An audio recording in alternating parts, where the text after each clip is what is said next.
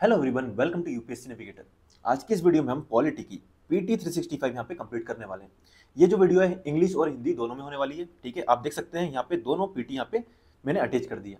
ठीक है, अब वीडियो स्टार्ट करने से पहले मैं आपको बता देता हूँ, इस पीटी में हम वही चीज कवर करेंगे जो हमारे एग्जाम के पर्सपेक्टिव से इंपॉर्टेंट है। ठीक है, हम सब कुछ कवर करने नहीं बैठेंगे। ठीक है, जो मेरा यूपीएससी की जर्नी में 5 साल का एक्सपीरियंस है प्लस प्लस जो मैंने पीवाईक्यू एनालिसिस किए हैं अभी तक, ठीक है, उसके बेसिस पे मैं आपको बताऊंगा क्या हमको पढ़ना है और क्या छोड़ना है। ठीक है, हम सब कुछ कवर करने नहीं बैठेंगे क्योंकि पीटी में सब कुछ इंपॉर्टेंट नहीं होता। ठीक है, जो चीज इंपॉर्टेंट है वही हम देखेंगे। यदि आपको लगे कि ये भी यहाँ पे छोड़ दिया, ठीक है, ये हाईलाइट नहीं किया, तो ये याद रखना कि वो इंपॉर्टेंट नहीं है, इसलिए मैंने हाईलाइट नहीं किया। ओके, और बात करें ये जो हाईलाइटेड पीडीएफ है, ठीक है, ये आपको कहाँ मिलेगी, तो ये मैं आपको वीडियो के एंड में बताऊंगा, तो बने रहिए वीडियो के एंड तक। और यदि आपको वीडियो पसंद आए तो प्लीज वीडियो को लाइक करना। ठीक है, और यदि चैनल पर नए तो चैनल को सब्सक्राइब कर लेना, क्योंकि हम इसी चैनल पर बाकी जो पीटी है उनको भी यहाँ पे इसी तरह कवर करने वाले हैं। ओके, चलो स्टार्ट करते हैं।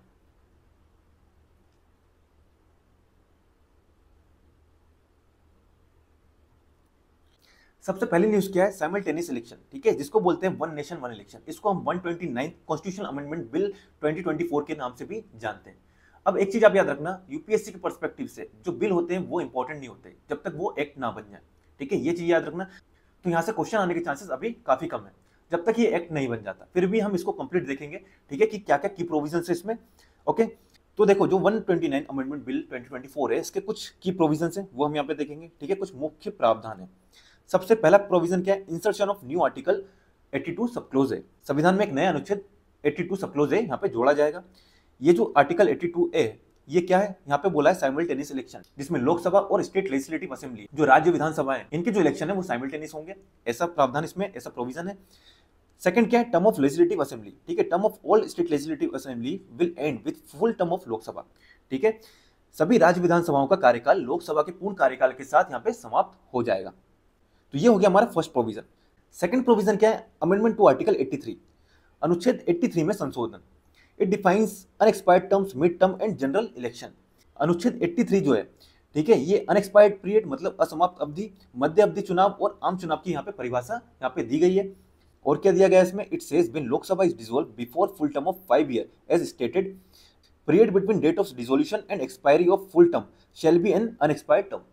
ठीक है, अनुच्छेद 83 में जब संशोधन कर दिया, ठीक है, संशोधन के अनुसार क्या है, जब जब लोकसभा 5 वर्ष के पूर्व कार्यकाल से पहले भंग हो जाती है, मतलब डिसॉल्व हो जाती है, तो लोकसभा की विघटन मतलब डिसोल्यूशन की जो डेट है वो और एक्सपायरी डेट जो है वो, उसके बीच का जो टर्म होता है उसको बोलते हैं हम असमाप्त अवधि यानी unexpired term.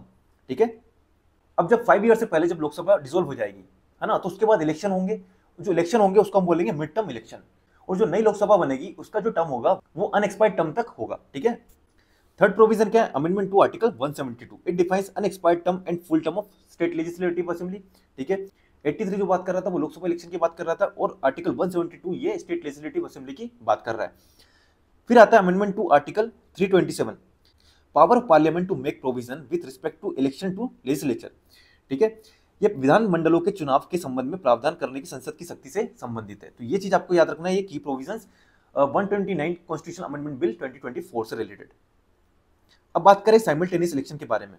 In India simultaneous election to Lok Sabha and Vidhan Sabha were held in year 1951, 52, 1957, 1962 and 1967। ये चीज आपको याद रखना है। The cycle was disturbed due to premature dissolution of state legislative assembly in 1968-69 end of Lok Sabha इन 1970। तो ये चीज आपको याद रखना है साइमल्टेनियस इलेक्शन से रिलेटेड, बाकी इसमें कुछ इंपॉर्टेंट नहीं है। जब तक ये एक्ट नहीं बन जाता, यहाँ से क्वेश्चन पूछने के चांसेस भी काफी कम है। अब देखते हैं next news, state election commission. ठीक है, स्टेट इलेक्शन कमीशन के बारे में, राज्य चुनाव आयोग के बारे में हम देखेंगे। तो इसमें हमको क्या याद रखना है, 73rd and 74th amendment act 1992 provide for constitution of state election commission. ठीक है, 73 और 74 संविधान संशोधन अधिनियम 1992 में राज्य चुनाव आयोग के गठन का यहाँ पे प्रावधान किया गया है। और इसकी जो रिकमेंडेशन है, ठीक है, जो सिफारिश है वो किसने की थी, गाडगिल कमेटी ने। ये आपको पॉइंट याद रखना है, गाडगिल कमेटी का नाम। ठीक है, यहाँ पर कुछ इंपॉर्टेंट आर्टिकल है स्टेट इलेक्शन कमीशन से रिलेटेड, वो हमको देखना है। आर्टिकल 243 के सब क्लोज 1 एंड आर्टिकल 243 जेड है। ये क्या बोलता है, superintendence direction and control of preparation of election roll and conduct of all election to panchayat and municipalities respectively shall be vested in state election commission. ठीक है, पंचायतों और नगर पालिकाओं के चुनाव हेतु मतदाता सूची तैयार करना तथा सभी चुनाव के संचालन, पर्यवेक्षण, निर्देशन और नियंत्रण की शक्ति राज्य निर्वाचन आयोग में निहित है। ये कौन सा बोलता है, आर्टिकल 243 के सब क्लोज 1, आर्टिकल 243 जेड है। उसके बाद बात करें आर्टिकल 243 के सब क्लोज 2, ठीक है, ये क्या बोलता है, condition of service and tenure of office of state election commissioners shall be determined by governor. कौन डिटरमाइन करेगा, गवर्नर, ठीक है, जो गवर्नर है वो इसको निर्धारित करेगा।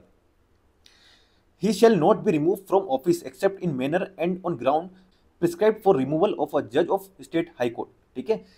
तो जो राज्य निर्वाचन आयुक्त हैं इनको सिर्फ उसी तरह हटाया जा सकता है जैसे उच्च न्यायालय के न्यायाधीश को हटाया जाता है, ठीक है।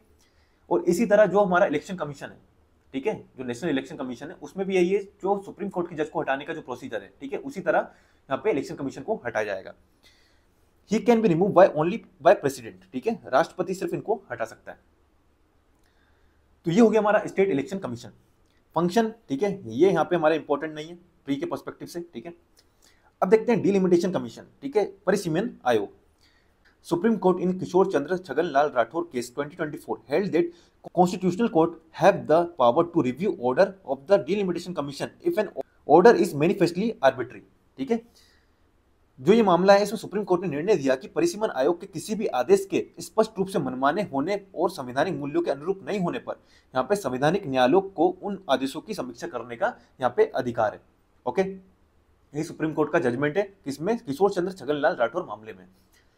अब बात कर लेते हैं डिलिमिटेशन कमीशन के बारे में। तो जो डिलिमिटेशन है, ठीक है, जो परिसीमन है, ये होता क्या है, it is the process of fixing the number of seats and boundaries of territorial constituency in each state of Lok Sabha and state legislative assembly. ये लोकसभा और विधानसभाओं के प्रत्येक राज्य में सीटों की संख्या और प्रादेशिक निर्वाचन क्षेत्रों की भौगोलिक सीमाएं तय करने की यहाँ पे प्रक्रिया है। Responsibility of delimitation is assign to high power body non as delimitation commission, ठीक है, बाउंड्री कमीशन भी इसको बोलते हैं। परिसीमन जो कार्य है ना, जो डिलिमिटेशन हमारा कार्य है, उसकी जिम्मेदारी उच्च अधिकार प्राप्त संस्था को सौंपी जाती है, ठीक है, उस संस्था का नाम क्या है, परिसीमन आयोग, डिलिमिटेशन कमीशन।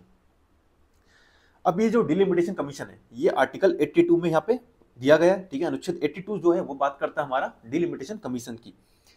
अभी तक 4 बार यहाँ पे डिलिमिटेशन कमीशन कॉन्स्टिट्यूट किया गया, यहाँ पे 4 बार डिलिमिटेशन कमीशन का गठन किया गया है। याद रखना कब कब किया गया, 1952, 63, 73 एंड 2002। और इसके ऊपर 2024 में यूपीएससी ने क्वेश्चन में पूछ लिया कि कितनी बार डिलिमिटेशन कमीशन कॉन्स्टिट्यूट हुआ है। ये जो डिलिमिटेशन कमीशन है ये क्या स्टैट्यूटरी बॉडी है, ओके, ये भी याद रखना है। Delimitation commission decision are considered final and are unchallenge in any court. जो परिसीमन आयोग है इसके जो निर्णय होते हैं ये अंतिम होते हैं और इनको न्यायालय में चुनौती नहीं दी जा सकती। ओके, अब जो डिलिमिटेशन कमीशन है उसके कंपोजिशन की बात करें, उसकी संरचना की बात करें, तो कौन कौन उसमें होगा, पर्सन हु इज और हैज बीन अ जज ऑफ सुप्रीम कोर्ट, ठीक है, वो इसका चेयरमैन होगा। अध्यक्ष कौन होगा, जो सुप्रीम कोर्ट के सेवारत या सेवानिवृत्त न्यायाधीश हैं वो इसके चेयरमैन होंगे। बात करें चीफ इलेक्शन कमिश्नर और election commissioners nominated by chief election commissioner, ठीक है, जो मुख्य निर्वाचन आयुक्त या चीफ इलेक्शन कमीशन द्वारा मनोनीत कोई चुनाव आयुक्त यहाँ पे होगा। थर्ड देखें state election commissioner of concern state, संबंधित राज्य का राज्य निर्वाचन आयुक्त जो है इसमें होगा। तो ये आपको कंपोजिशन इसका याद रखना है, ये स्टैट्यूटरी बॉडी है ये याद रखना है, ठीक है, इसके जो डिसीजन होते हैं वो फाइनल होते हैं और कोर्ट में चैलेंज नहीं किए जा सकते।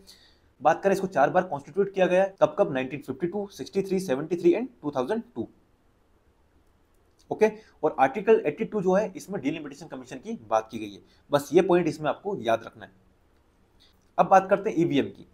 तो अभी क्या हुआ, association of democratic reform versus ECI and another 2024 supreme court dismissed request for full cross verification of EVM data with voter verification paper audit trail, मतलब वीवीपीएटी रिकॉर्ड, ठीक है। तो सुप्रीम कोर्ट ने ईवीएम में डाले गए वोट के साथ वीवीपीएटी है ना, जो पर्ची है कि 100% क्रॉस सत्यापन कराने वाली मांग की जो याचिका थी उसको यहाँ पे खारिज कर दिया है ना, डिसमिस कर दिया।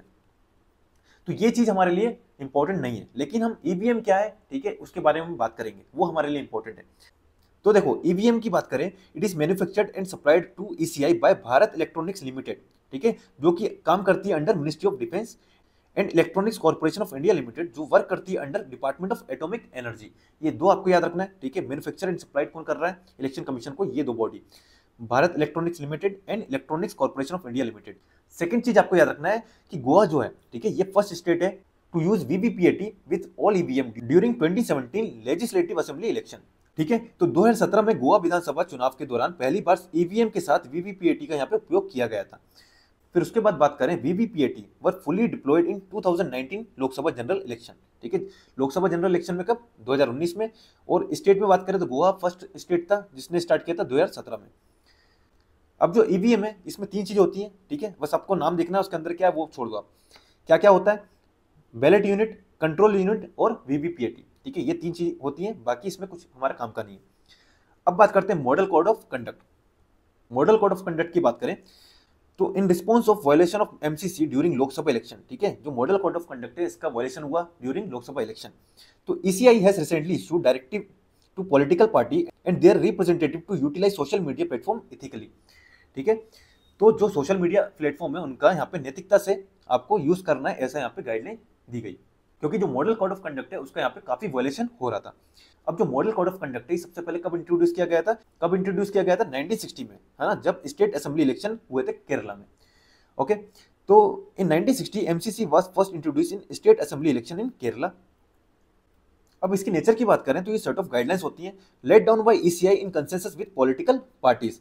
जो निर्वाचन आयोग है वो राजनीतिक दलों के साथ आम सहमति के साथ ये गाइडलाइंस जो हैं वो निर्धारित करता है, ठीक है। और ऐसा क्यों करते हैं? ये इंश्योर करने के लिए कि इलेक्शन जो है वो फ्री एंड फेयर इलेक्शन हो, स्वतंत्र और निष्पक्ष चुनाव हो पाए, ठीक है। तो मॉडल कोड ऑफ कंडक्ट में आपको बस सिर्फ इतना याद रखना है। उसके बाद बात करते हैं लोकसभा इलेक्शंस की।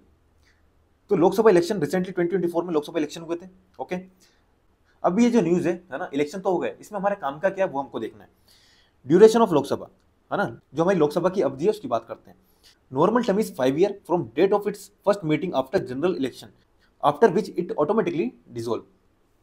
तो लोकसभा की अवधि क्या होती है? आम चुनाव के बाद निर्वाचित सदस्यों की जो पहली बैठक की तारीख है ना, उस तारीख से सामान्य कार्यकाल 5 वर्ष का होता है ना। इसके बाद लोकसभा स्वतः यहाँ पे भंग हो जाती है, डिसॉल्व हो जाती है। However, President is authorized to dissolve Lok Sabha at any time even before completion of 5 year and this cannot be challenged in a court of law। तो प्रेसिडेंट जो है, ठीक है, जो राष्ट्रपति है वो 5 साल पूर्व भी लोकसभा यहाँ पे विघटित कर सकता है, भंग कर सकता है, और इसको किसी भी कोर्ट में यहाँ पे चैलेंज नहीं किया जा सकता। And it can be extended during national emergency period by law of parliament for 1 year at a time for any length of time. However, this extension cannot continue beyond a period of 6 months after emergency has ceased to operate। तो जो लोकसभा का कार्यकाल है, जो tenure है, उसको राष्ट्रीय आपातकाल जो नेशनल इमरजेंसी के दौरान संसद के कानून द्वारा एक बार में 1 साल के लिए बढ़ाया जा सकता है, ठीक है, 1 year at a time. And emergency खत्म होने के बाद इसे 6 महीने से ज्यादा इसे नहीं बढ़ाया जा सकता है। तो ये भी आपको याद रखना है, ओके। तो ये पॉइंट हो गया हमारा लोकसभा के इलेक्शन से रिलेटेड। इसकी जो ड्यूरेशन है, जो अवधि है, उसके बारे में हमको पता होना चाहिए और यहां से क्वेश्चन बनते हैं। बाकी इसमें कुछ इंपॉर्टेंट नहीं है। इसके बाद नेक्स्ट न्यूज देखते हैं हम। Article 329 sub clause B. Article 329 sub clause B है क्या है, इसके बारे में हम देखते हैं। Recently election commission of India invoke article 329 sub clause B of constitution before supreme court to limit judicial intervention in the electoral process. तो हाल ही में निर्वाचन आयोग ने एक मामले में सुप्रीम कोर्ट से संविधान के अनुच्छेद 329 सब क्लोज बी का उपयोग किया। आयोग ने मतदाता प्रक्रिया में न्यायिक हस्तक्षेप को रोकने के लिए इस अनुच्छेद का यहाँ पे सहारा लिया है। आर्टिकल 329 सब क्लोज बी, इसको देखें। As per article 329 sub clause B, ठीक है, नो इलेक्शन टू पार्लियामेंट और a state legislative shall be questioned except through an election petition filed as prescribed by law made by the appropriate legislature. तो अनुच्छेद 329 sub clause B के अनुसार संसद के किसी भी सदन या राज्य विधानमंडल के किसी सदन के लिए होने वाले चुनाव को केवल निर्वाचन याचिका के माध्यम से यहाँ पे चुनौती दी जा सकती है, ओके। तो ये आपको याद रखना है। बाकी नॉमिनेशन इन इलेक्शन ये कोई काम का नहीं है, रीपोलिंग कोई काम का नहीं है, साइलेंस पीरियड ये कोई काम का नहीं है, ठीक है, 1 कैंडिडेट मल्टीपल कॉन्स्टिट्यूएंसी ये कोई काम का नहीं है, होम वोटिंग ये भी हमारा कोई काम का नहीं है, फॉर्म 17C ये भी किसी काम का नहीं है, ब्रेल सिग्नेचर ये भी हमारा किसी काम का नहीं है, ठीक है। तो ये हमारा हो गया यहाँ पे।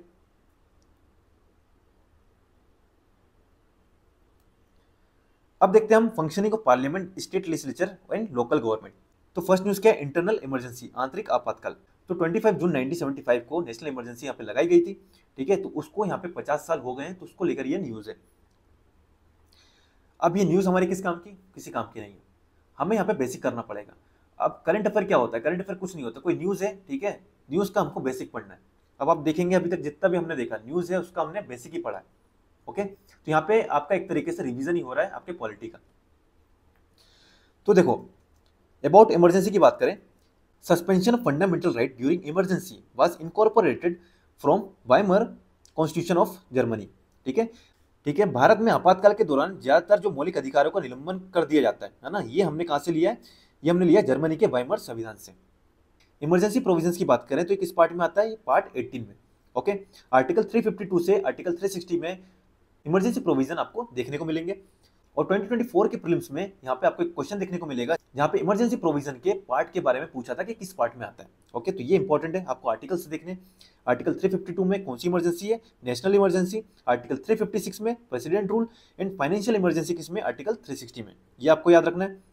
अप्रूवल की बात करें तो proclamation must be approved by both house of parliament with in 1 month of its issuance. ठीक है, तो आपातकाल की जो उद्घोषणा होती है उसको 1 महीने के भीतर संसद के दोनों सदनों द्वारा यहाँ पे अनुमोदित होना आवश्यक है। It approved emergency remain in force of 6 months and can be extended indefinitely with parliamentary approval every 6 months as per the 44th constitutional amendment act 1978। तो राष्ट्रीय आपातकाल जो नेशनल इमरजेंसी है ये उद्घोषणा जारी होने की तिथि से डेट है वहां से 6 month तक यहाँ पे लागू होगी। ठीक है, इसे संसद के दोनों सदनों द्वारा पारित एक संकल्प के माध्यम से अगले 6 महीने के लिए और बढ़ाया जा सकता है। ठीक है, तो जो इमरजेंसी वो 6 month तक यहाँ पे लागू होगी, remains in force for 6 months and can be extended indefinitely with parliamentary approval every 6 months as per the 44th amendment act 1978। तो जो राष्ट्रीय आपातकाल है, जो नेशनल इमरजेंसी है, उद्घोषणा जारी होने की तिथि से 6 month तक यहाँ पे लागू होगी। ठीक है, फोर्स में रहेगी।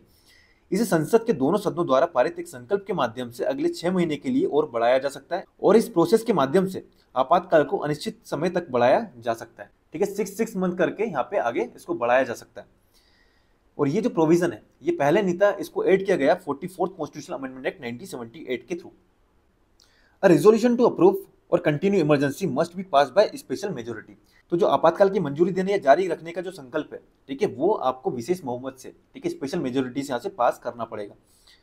रिवोकेशन की बात करें, है ना, आपातकाल का जो निरसन है उसकी बात करते हैं, तो president can revoke the proclamation any time through a subsequent declaration. तो राष्ट्रपति किसी भी समय एक अनुवर्ती घोषणा के माध्यम से आपातकाल संबंधी उद्घोषणा को रद्द कर सकता है ना। इसके लिए संसदीय अनुमोदन की आवश्यकता नहीं है। ठीक है, पार्लियामेंट से यहाँ से पास कराने की जरूरत नहीं है। सेकंड क्या, if Lok Sabha passes a resolution to disapprove continuation of emergency it must be done by a simple majority. Lok Sabha भी इमरजेंसी की कंटिन्यूटी को डिसअप्रूव कर सकती है। वो कैसे करेगी? जब लोकसभा सिंपल मेजोरिटी, साधारण बहुमत से पास कर दे। ओके, तो ये हो गया हमारा अनुमोदन और निरसन, अप्रूवल और रिवोकेशन। अब बात करते हैं changes brought after internal emergency through 44th constitutional amendment act 1978। Okay, आंतरिक आपातकाल के बाद 44th कॉन्स्टिट्यूशनल अमेंडमेंट एक्ट 1978 के माध्यम से कुछ यहाँ पे परिवर्तन किए गए, संवैधानिक परिवर्तन किए गए, वो हम देखेंगे। सबसे पहला क्या है? Written approval. ओके, लिखित अनुमोदन की यहाँ पे आवश्यकता है। Emergency can be proclaim only on basis of written advice by cabinet to president. आपातकाल की जो उद्घोषणा है, जो प्रोक्लेमेशन है, वो केवल मंत्रिमंडल द्वारा राष्ट्रपति को दी गई लिखित सलाह के आधार पर ही किया जा सकता है। सेकंड क्या, fundamental right, restricted scope of article 359, that is article 20 and article 21 remain enforceable during emergency। Okay, तो मौलिक अधिकार की बात करें तो अनुच्छेद 359, इसमें क्या बोला गया है कि अनुच्छेद 20 और अनुच्छेद 21 आपातकाल के दौरान भी लागू होंगे। थर्ड क्या है, term of Lok Sabha back to 5 years from 6 year by amending article 83 एंड 172। और क्या किया गया यहाँ पे, लोकसभा का जो कार्यकाल था उसको कम कर दिया गया, है ना। आर्टिकल 83 एंड 172 को अमेंडमेंट किया गया। लोकसभा का कार्यकाल पहले 6 वर्ष का था, उसको कम करके 5 वर्ष कर दिया गया। और क्या किया गया, रिमूवल ऑफ आर्टिकल 275 सब क्लोज ए। ठीक है, अनुच्छेद 275 ए को यहाँ पे हटाया गया। ये क्या बोलता है, it give the power to government of India to deploy any arm force of union और any other force to deal with any grave situation of law and order in any state. अभी जो अनुच्छेद है 275 सब close ए, इसको हटाया गया। ये क्या बोलता है, यह अनुच्छेद केंद्र सरकार को किसी भी राज्य में कानून और व्यवस्था की किसी भी गंभीर स्थिति से निपटने के लिए संघ के किसी भी सशस्त्र बल या किसी अन्य बल को तैनात करने की शक्ति प्रदान करता है। तो इसको यहाँ पे हटा दिया गया। फिर आता है जुडिशियल रिव्यू। ठीक है, न्यायिक समीक्षा। All doubts and disputes arising out of or in connection with election of president or vice president shall be inquired into and decided by Supreme Court। तो जो प्रेसिडेंट और वाइस प्रेसिडेंट के जो election है उससे रिलेटेड कोई भी dispute होता है, कोई भी विवाद होता है, तो वो कहाँ पे डील किया जाएगा, सुप्रीम कोर्ट में। ओके, इतना आपको क्लियर हो गया होगा, बस हमारे लिए यही काम का है। अब नेक्स्ट न्यूज की हमारी एंटी डिफेक्शन लॉ, दल बदल रोधी कानून।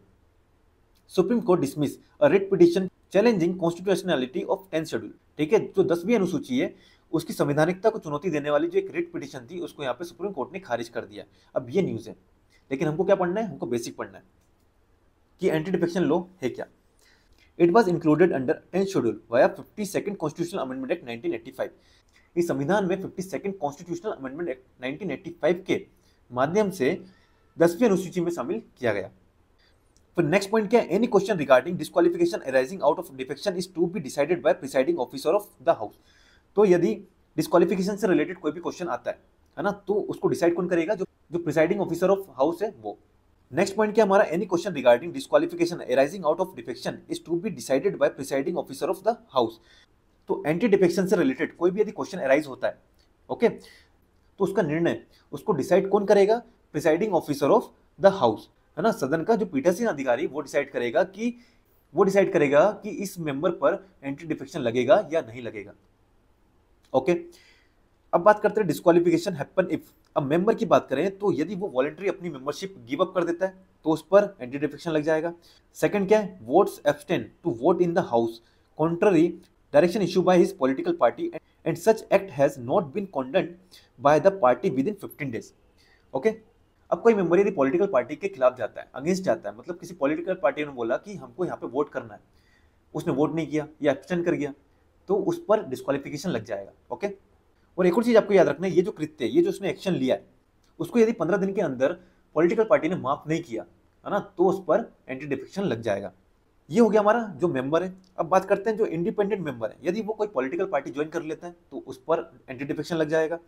अब बात करते हैं नॉमिनेटेड मेंबर, ठीक है, जो मनोनीत सदस्य होते हैं, यदि वो 6 मंथ के बाद कोई पॉलिटिकल पार्टी ज्वाइन करते हैं तो उन पर एंटी डिफेक्शन लग जाएगा। लेकिन 6 मंथ से पहले यदि वो ज्वाइन कर लेते तो नहीं लगेगा, लेकिन 6 मंथ के बाद यदि ज्वाइन करते हैं तो इस पर एंटी डिफेक्शन लग जाएगा। और इस पर भी यूपीएससी ने क्वेश्चन पूछा है, ठीक है। तो वहां पर यूपीएससी ने क्या क्वेश्चन पूछा था, 6 मंथ से पहले यदि कोई पॉलिटिकल पार्टी ज्वाइन करता है तो उस पर एंटी डिफेक्शन लग जाएगा, है ना। तो ये स्टेटमेंट गलत है, यदि वो 6 मंथ के बाद यदि ज्वाइन करेगा तब लगेगा। एक्सेप्शन है इसमें, law allow a political party to merge with और into another party provided that 2/3 of its legislator is in favour. Okay, तो इसके कुछ अपवाद है, कुछ एक्सेप्शन है। क्या एक्सेप्शन है, यदि कोई पॉलिटिकल पार्टी किसी अनदर पार्टी में मर्ज हो रही है ना, जहाँ पे 2/3 जो मेंबर है वो यहाँ पे दूसरी पार्टी में जा रहे हैं, तो उसको बोलते हैं मर्जर, है ना। 2/3 ये याद रखना, 1/3 यदि क्वेश्चन में आ गया तो वो गलत है, 2/3 की बात की गई है। और यदि कोई पर्सन लोकसभा या राज्यसभा का जो चेयरपर्सन यदि इलेक्ट होता है तो वो अपनी स्वेच्छा से, अपने वॉलंटरी अपनी जो मेंबरशिप है वो यहाँ पे छोड़ता है, तो उस पर भी एंटी डिफेक्शन नहीं लगेगा। तो ये कुछ एक्सेप्शन है।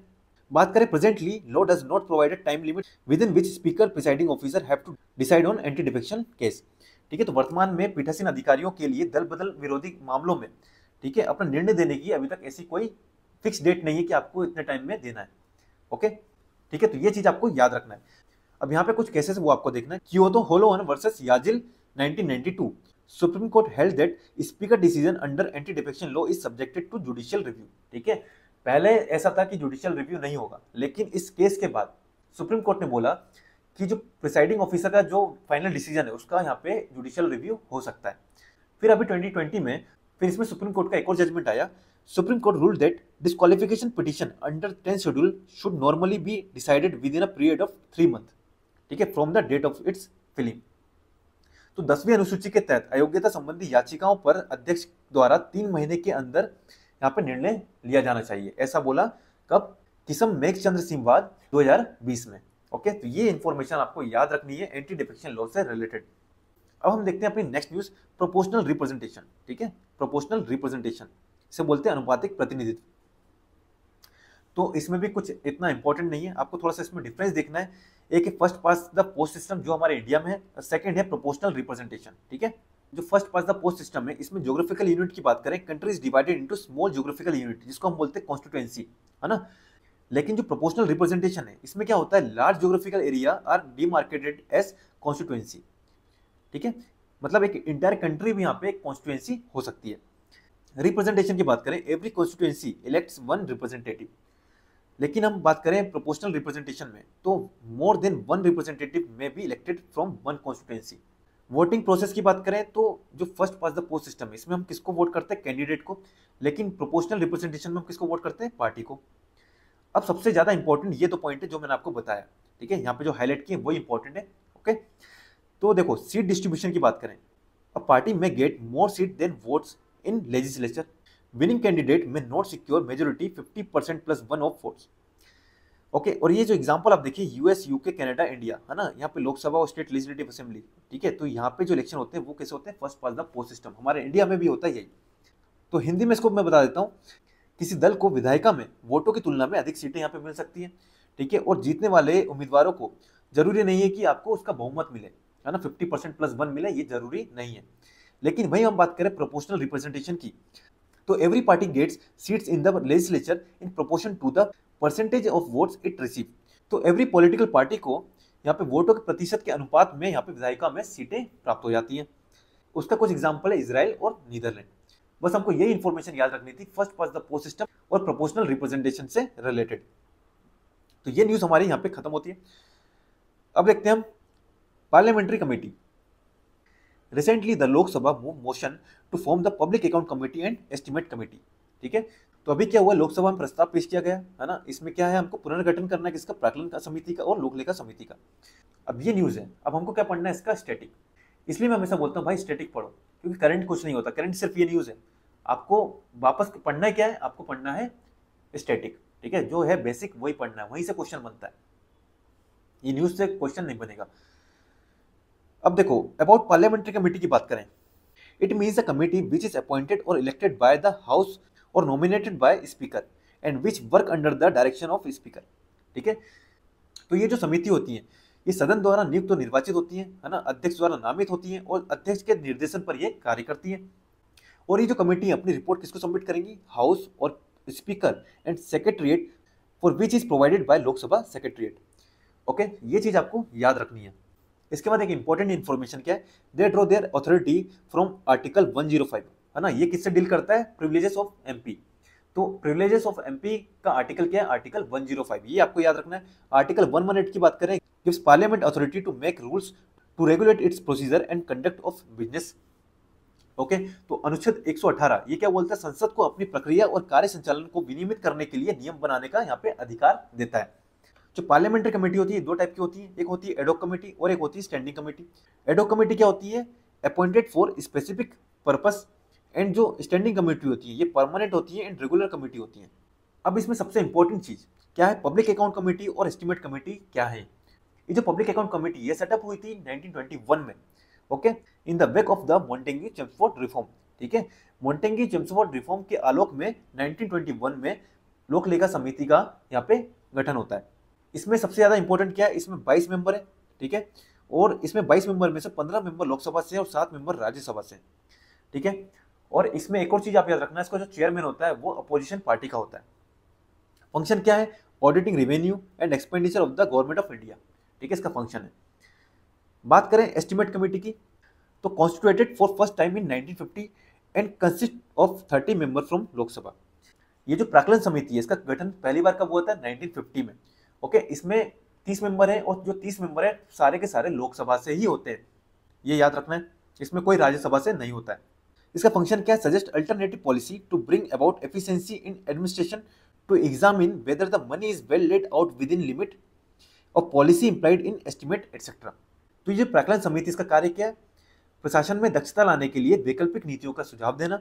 सेकंड चीज, ये जो समिति जांच क्या करती है, जो प्राक्कलन में अंतर्निहित नीति की सीमा में रहते हुए जो मनी है वो सही ढंग से आवंटित की जा रही है या नहीं की जा रही है, वो इसकी जांच करती है। ओके, ये दो हमारे काम की है, बाकी इसमें कुछ काम का नहीं है। अब बात करते हैं कैबिनेट कमेटी की, तो टोटल 8 कमेटीज है। ओके, ये जो कैबिनेट कमेटी है ना, ये एक्स्ट्रा कॉन्स्टिट्यूशनल कमेटी होती है, मतलब संविधान उत्तर होती है, इनका कॉन्स्टिट्यूशन में मेंशन नहीं है। ओके, और ये जो कमेटी है ये बनाई कैसे जाती है, भारत सरकार कार्य संचालन नियम 1961 के तहत ये गठित की जाती है।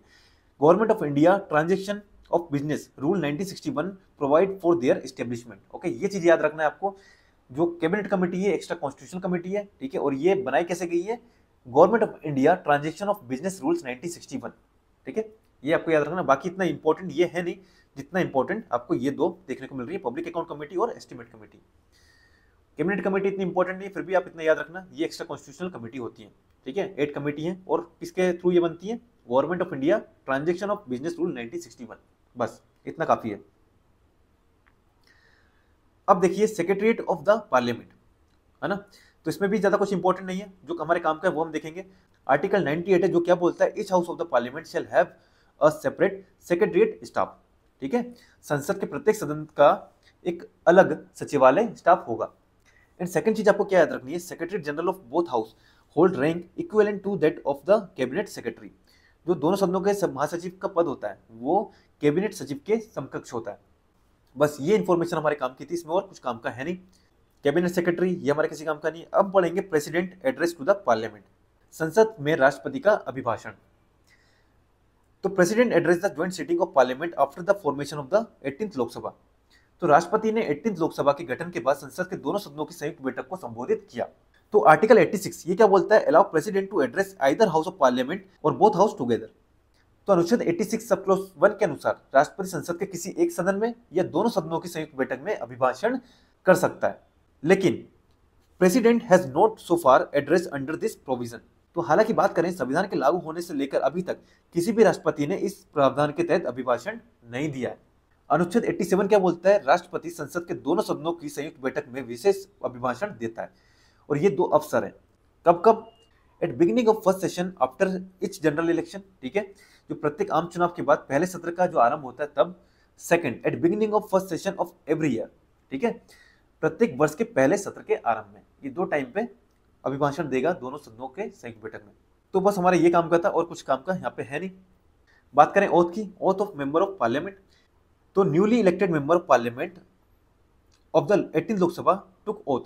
ठीक है, तो इसमें हमारे लिए इंपॉर्टेंट क्या है, article 19 deal with oath of office of MPs to be subscribe before president और some person appointed by him.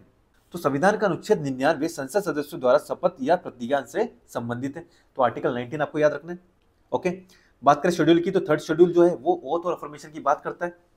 बात करें आर्टिकल 104 की, 104 की, तो यहाँ पे कुछ एक्सेप्शन दिए हुए हैं। एक्सेप्शन क्या है, an individual can become a minister without being elected to parliament and he she can take part in proceeding of house without having power of votes. तो अनुच्छेद 104 में कुछ प्रावधान दिए गए है ना, इसमें कुछ अपवाद है। क्या अपवाद है, कोई व्यक्ति संसद के लिए चुने बिना भी मंत्री बन सकता है ना, हालांकि 6 महीने के भीतर उसे संसद का सदस्य बनना होगा। और एक और चीज आपको याद रखना है, शपथ है 22 भाषाओं में किसी भी भाषा में दी जा सकती है, किसी भी लैंग्वेज में दी जा सकती है ना। चलो अब नेक्स्ट देखते हैं हम, इश्यू रिलेटेड टू कॉन्स्टिट्यूशन है ना। पहला है सिटीजनशिप। तो recently constitution bench of supreme court upheld validity of section 6A of citizenship act 1955। तो सुप्रीम कोर्ट की संवैधानिक पीठ ने नागरिकता अधिनियम 1955 की धारा 6A की वैधता को यहाँ पे बरकरार रखा है।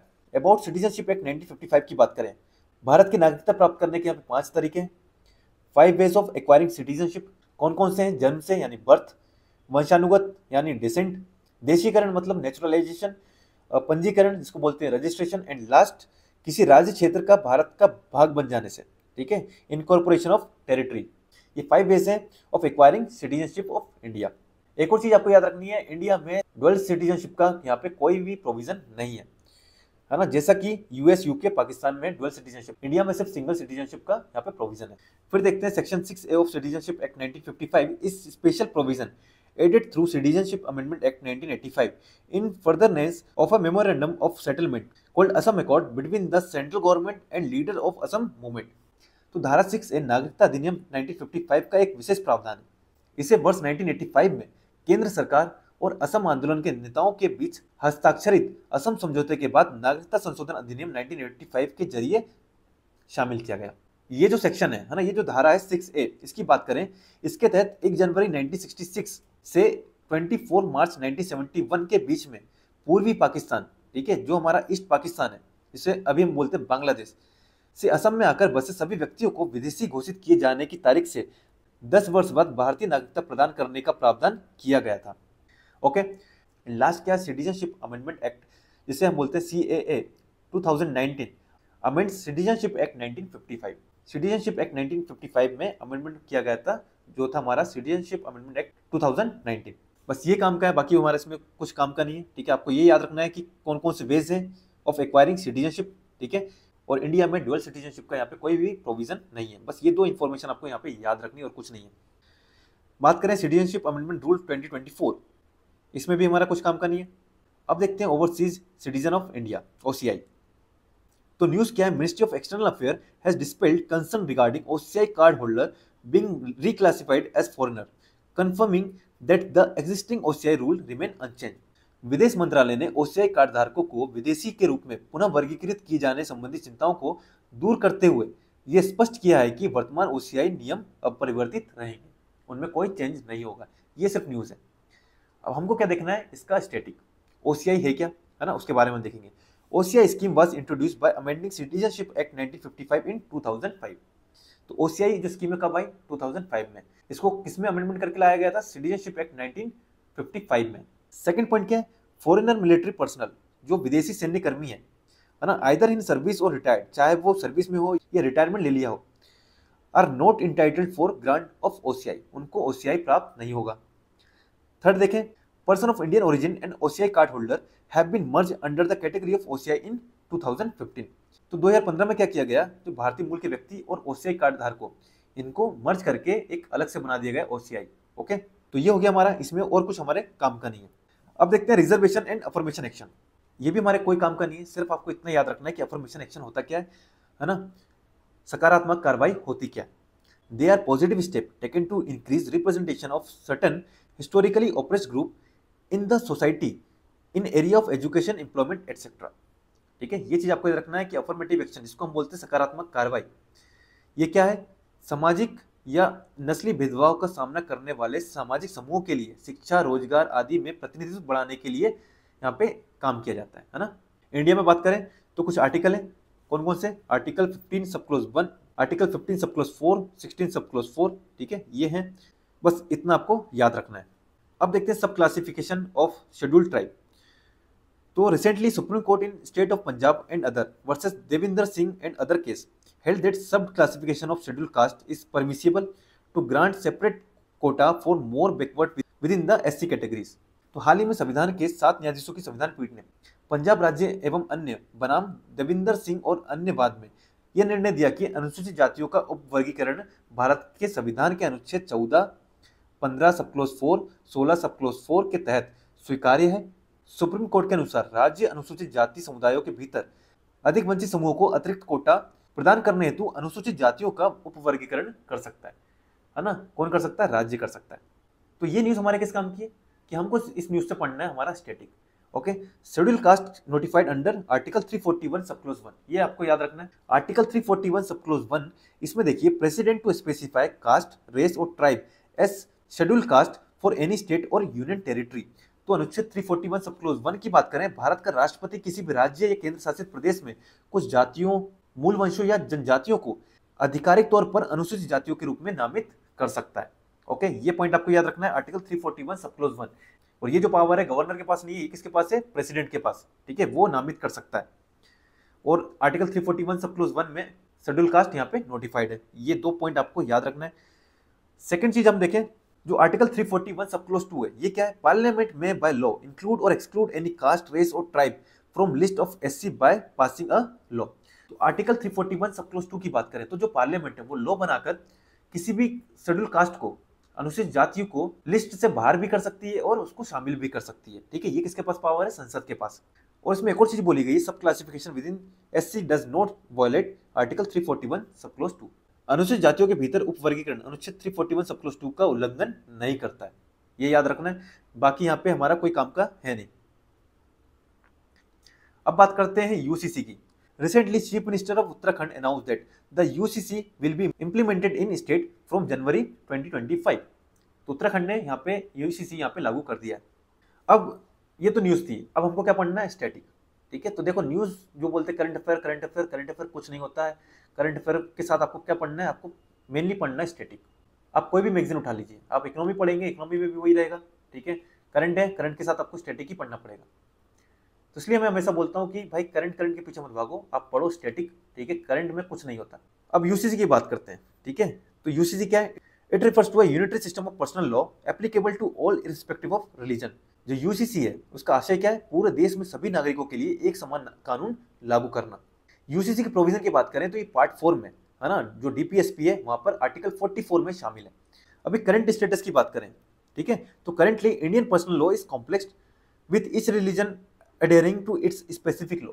जैसे कि हिंदू सक्सेशन एक्ट 1956 जो गवर्न करता है हिंदू, सिख, जैन एंड बुद्धिज्म को। सेकंड है हमारा मुस्लिम पर्सनल लॉ जो गवर्न करता है मुस्लिम्स को। एंड थर्ड है हमारा इंडियन सक्सेशन एक्ट 1925 जो अप्लाई होता है क्रिश्चियंस, पारसीज एंड ज्यूज पर। तो इंडिया में ये 3 पर्सनल लॉज हैं। यदि यूसीसी आ जाता है तो ये तीनों लॉज हट जाएंगे, सिर्फ एक लॉज रहेगा, है ना, जो सभी व्यक्तियों पर लागू होगा, ठीक है, बिना कोई धर्म देखे हुए, इरेस्पेक्टिव ऑफ रिलीजन। अब नेक्स्ट पॉइंट देखिए, in Goa a form of common civil code is in practice under Portuguese civil code of 1867। तो गोवा भारत का एकमात्र राज्य है जहां पर यूसीसी लागू है, जहां पर यूसीसी प्रैक्टिस की जा रही है 1867 से। ओके, अब दूसरा राज्य कौन सा हमारा बन गया है? उत्तराखंड। अब देखते हैं हमारा नेक्स्ट, अब देखते हैं places of worship special provision act 1991, उपासना स्थल विशेष उपवन अधिनियम 1991। तो रिसेंटली क्या हुआ है, सुप्रीम कोर्ट ने जो अदर सिविल कोर्ट है नेशन वाइड उनको यहाँ पे नोटिस जारी किया है। क्या नोटिस जारी किया है कि जो भी पूजा स्थल है, जो भी यहाँ पे वर्शिप प्लेसेस हैं, उनके जो स्वामित्व है, उनके जो ओनरशिप है ना, उनको लेकर कोई चुनौती वाली याचिका आ रही है ना, कोई पिटीशन आ रही है, या फिर जो विवादित धार्मिक स्थल के सर्वेक्षण का जो आदेश है ना, बात करें जो serving of disputed religious sites हैं, उनसे रिलेटेड कोई भी यदि पिटीशन आती है तो उसको एक्सेप्ट नहीं करना है, उसे रोक देना है। तो अब बात करते हैं ये पूजा उपासना स्थल विशेष उपवन अधिनियम 1991, है ना, places of worship special provision act 1991 है क्या? This act declare that religious character of a place of worship shall continue to be the same as it was on August 15, 1947। तो यह अधिनियम घोषित करता है कि किसी भी पूजा स्थल का धार्मिक चरित्र वही रहेगा जो 15 अगस्त 1947 से पहले था। और इसमें और क्या कहा गया है? It says no person shall convert any place of worship of any religious denomination into one of a different denomination और सेक्शन। तो ये जो एक्ट है और क्या बोलता है, कोई भी व्यक्ति किसी भी धार्मिक संप्रदाय के पूजा स्थल को किसी अलग संप्रदाय या उसके किसी दूसरे वर्ग में परिवर्तित नहीं करेगा। बस हमको इसमें बस यही जानना था। ये जो डेट है वो याद रखना, 15 अगस्त 1947। जो अयोध्या का विवाद था उसको यहाँ से छूट दी गई है, ठीक है, एग्जम्प्टेड है। एंड सेकंड चीज, act does not apply to monuments and sites covered by ancient monuments and archaeological site and remains act 1958। बस ये 2 पॉइंट आपको यहाँ पे याद रखना है, बाकी यहाँ पे हमारे कोई काम का है नहीं। अब देखते हैं प्रिवेंटिव डिटेंशन। तो अभी क्या हुआ है, जसीला साजी versus union of India case 2024, supreme court highlighted the right to detain you detained person to make an effective representation against preventive detention। तो ये जो केस है जसीला साजी बनाम भारत संघ, तो इसमें सुप्रीम कोर्ट ने प्रिवेंटिव डिटेंशन के खिलाफ प्रभावी पक्ष प्रस्तुत करने के लिए हिरासत में लिए गए व्यक्ति के अधिकार को उचित ठहराया है। तो ये तो थी न्यूज। अब हम बात करेंगे प्रिवेंटिव डिटेंशन के बारे में। तो देखो, प्रिवेंटिव डिटेंशन होता क्या है? It means detention of a person without trial and conviction by a court on a mere reasonable apprehension of him doing an activity dangerous to public order। तो preventive detention का तात्पर्य क्या है? किसी भी व्यक्ति को भविष्य में कोई अपराध करने के आशय के आधार पर ही न्यायालय में बिना मुकदमा चलाए हिरासत में यहाँ पे लिया जा सकता है, जब किसी व्यक्ति से ये उचित आशंका हो कि वह लोक व्यवस्था के समक्ष खतरा उत्पन्न कर सकता है तो उसे हिरासत में ले लिया जाता है।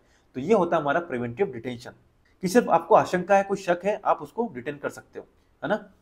बात करें आर्टिकल 22, है ना, इसके अंतर्गत हम बात करें तो पार्लियामेंट एंड स्टेट लेजिस्लेचर ये दोनों इस पर कानून बना सकते हैं, लॉ बना सकते हैं। तो parliament and state legislature can make law on preventive detention under article 22। Next point देखिए, constitution give protection against arrest and detention under article 22 sub close 1 and article 22 sub clause 2। तो भारतीय संविधान अनुच्छेद 22 सब क्लोज 1 और 22 sub clause 2, ठीक है, गिरफ्तारी और डिटेंशन के खिलाफ यहाँ पे सुरक्षा प्रदान करता है। तो आर्टिकल 22 सब क्लोज 1 क्या है? Right to be inform of arrest ground, ठीक है, आपको बताना पड़ेगा कि आप किस ग्राउंड पर अरेस्ट कर रहे हो। एंड आर्टिकल 22 सब क्लोज 2 क्या है? आपको 24 आवर्स के अंदर मजिस्ट्रेट के सामने आपको पेश करना पड़ेगा। तो ये यहाँ पे प्रोटेक्शन मिलता है, लेकिन ये प्रोटेक्शन आपको प्रिवेंटिव डिटेंशन के टाइम पे नहीं मिलेगा। तो वही नेक्स्ट पॉइंट है यहाँ पे, this protection are not available to a person arrested और detained under preventive detention laws article 22 sub close 3, ठीक है। तो आर्टिकल 22 सब क्लोज 3 के अनुसार क्या है, ये जो हमने देखा 22 सब क्लोज 1 जिसमें बोला गया था कि आपको ग्राउंड बताना पड़ेगा कि आप अरेस्ट क्यों कर रहे हो, एंड आर्टिकल 22 सब क्लोज 2 आपको 24 आवर्स के अंदर आपको मजिस्ट्रेट के सामने पेश करना पड़ेगा, है ना। ये जो प्रोटेक्शन है ये आपको प्रिवेंटिव डिटेंशन में नहीं मिलेगा, ऐसा बोलता है आर्टिकल 22 सब क्लोज 3। तो हमने आर्टिकल 22 सब क्लोज 1 देख लिया, 22 सब क्लोज 2 देख लिया, 22 सब क्लोज 3 देख लिया। अब बात करते हैं आर्टिकल 22 सब क्लोज 4। ये क्या बोलता है? Detention beyond 3 month require advisory board approval. यदि आपको 3 महीने से ज्यादा डिटेन करना है तो आपको एडवाइजरी बोर्ड की अप्रूवल लेनी पड़ेगी, और इस बोर्ड में कौन होता है? रिटायर्ड जज and bureaucrats. Article 22 sub close 5 क्या है?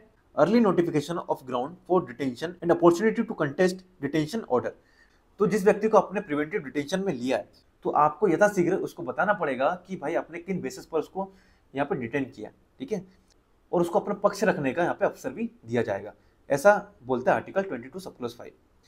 तो ये जो प्रिवेंटिव डिटेंशन है, इसमें सबसे ज़्यादा इंपॉर्टेंट क्या है कि ये आर्टिकल 22 में। एंड सेकंड चीज, पार्लियामेंट एंड स्टेट लेजिस्लेचर दोनों यहाँ पे लॉ बना सकती है। ओके, अब देखते हैं हमारा next news, personality right. Delhi high court in an interim order restrained various entity, e-commerce store, AI chatbot, etc. from misusing actor name, image, voice and likeness without his consent। तो Delhi high court ने एक अंतरिम आदेश में विविध संस्थाओं जैसे कि e commerce site हो गई, एआई चैटबॉट हो गए, इनको एक अभिनेता की सहमति के बिना उसके नाम, छवि, आवाज और समरूपता का दुरुपयोग करने से प्रतिबंधित कर दिया है। तो पर्सनैलिटी राइट होता क्या है, इसको देखते हैं।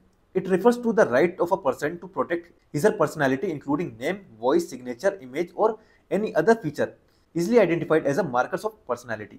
ठीक है, तो ये डेफिनेशन है पर्सनैलिटी राइट की। तो हिंदी में भी देख लेते हैं। व्यक्तिगत अधिकार जैसे कि नाम, आवाज, हस्ताक्षर, छवियों या जनता द्वारा आसानी से पहचानी जाने वाली किसी अन्य विशेषता को व्यक्त करते हैं जो किसी सेलिब्रिटी आदि के व्यक्तित्व का प्रतीक है। तो ये सब होता है पर्सनैलिटी राइट्स। और ये जो पर्सनैलिटी राइट है, इसमें सबसे ज्यादा इंपॉर्टेंट क्या है, they are not expressly mention in any statue in India but are traced to fall under right to privacy and right to property. ये सबसे ज्यादा इंपॉर्टेंट है, ठीक है। देश के किसी भी कानून में व्यक्तिगत अधिकार या उसके संरक्षण का स्पष्ट रूप से उल्लेख नहीं किया गया है ना। हालांकि हम बात करें निजता का अधिकार और संपत्ति के अधिकार में इसके तत्व विद्यमान, आपको यहाँ पे थोड़े से ट्रेस यहाँ पे मिलेंगे। पर्सनैलिटी राइट के दो यहाँ पे कंपोनेंट्स हैं। पहला है राइट टू प्राइवेसी जो आर्टिकल 21 एंड दूसरा है राइट टू पब्लिसिटी जिसमें आपका जाएगा right to protect one's image and likeness जैसे कि कॉपीराइट एक्ट, ट्रेडमार्क एक्ट, है ना, ये दो इसमें आ जाएंगे। बाकी इसमें कुछ इंपॉर्टेंट है नहीं। अब देखते हैं inner line permit. State government of Nagaland has approved the implementation of ILP in Chumukedima, Dimapur और एंड न्यूलैंड डिस्ट्रिक्ट। ओके, तो ये आपकी न्यूज थी। अब हम देखेंगे इनर लाइन परमिट, ये क्या होता है। It is an official travel document issued by a government that allow Indian citizen to travel into protected area for a limited period। ठीक है, तो ये क्या है, एक आधिकारिक यात्रा दस्तावेज है जो भारतीय नागरिकों को सीमित अवधि के लिए जो प्रोटेक्टेड एरियाज होते हैं, है ना, उसमें जाने की यहाँ पे अनुमति देता है। और ये जो आईएलपी है, इनर लाइन परमिट, इसका एम क्या है, to regulate movement near India international border. And next देखते हैं हम, ILP is officially used to protect tribal culture in north eastern India. ठीक है, जो ट्राइबल का जो कल्चर है उसको प्रोटेक्ट करना है हमको, तो ये भी आईएलपी का ऑफिशियल यूज है। अब बात करते हैं आईएलपी के अंदर आने वाले राज्य, है ना, स्टेट अंडर आईएलपी कौन कौन से, अरुणाचल प्रदेश, मिजोरम, नागालैंड एंड मणिपुर। ठीक है, तो ये आपको याद रखना है। अब एक और चीज आपको याद रखना है, नॉट एलिजिबल फॉर आईएलपी, कौन कौन एलिजिबल नहीं है, एनआरआई, ठीक है, PIO card holder and OCI card holder. इनके लिए एक अलग से परमिट है ना, उसका नाम क्या है, regular protected restricted area permit. ठीक है, अब ये जो regular protected restricted area permit है ना, इसके बारे में हमको जानना जरूरी नहीं है। आपको सिर्फ आईएलपी के बारे में मालूम होना चाहिए कि ये होता क्या है, ठीक है, और कौन कौन सी स्टेट इसके अंडर में आती है। ठीक है, अब देखते हैं सेंटर स्टेट रिलेशन। इसमें पहला है fiscal federalism. Recently some state have moved the supreme court against centre for dispute over sharing of financial resources by the central government. तो अभी हाल ही में कुछ राज्यों ने केंद्र सरकार द्वारा वित्तीय मामलों के बंटवारे के संबंध में कुछ विवाद को लेकर केंद्र सरकार के खिलाफ सुप्रीम कोर्ट में यहाँ पे रुख किया है। ओके, सुप्रीम कोर्ट की ओर यहाँ पे मूवमेंट किया है। अब ये फिस्कल फेडरलिज्म होता क्या है उसको देखते हैं। It refers to how federal, state and local government share funding and administrative responsibility within India's federal system. तो भारतीय परिप्रेक्ष्य में संघीय प्रणाली के भीतर निधियों और प्रशासनिक जिम्मेदारियों का संघ, राज्य एवं स्थानीय सरकारों द्वारा साझाकरण ही राजकोषीय संघवाद है ना, ये हो गया। अब फिस्कल फेडरलिज्म के कुछ कॉन्स्टिट्यूशनल प्रोविजन की बात करें, सबसे पहले देखते हैं 7th शेड्यूल। ठीक है, 7वीं अनुसूची को देखें, constitution delineates tax basis between union and state, article 246।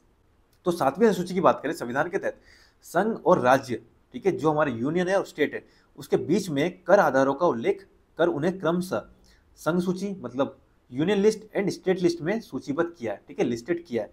ये कौन बोलता है, हमारा आर्टिकल 246। अब देखते हैं डिस्ट्रीब्यूशन ऑफ रेवेन्यू। तो सबसे पहले देखेंगे आर्टिकल 269।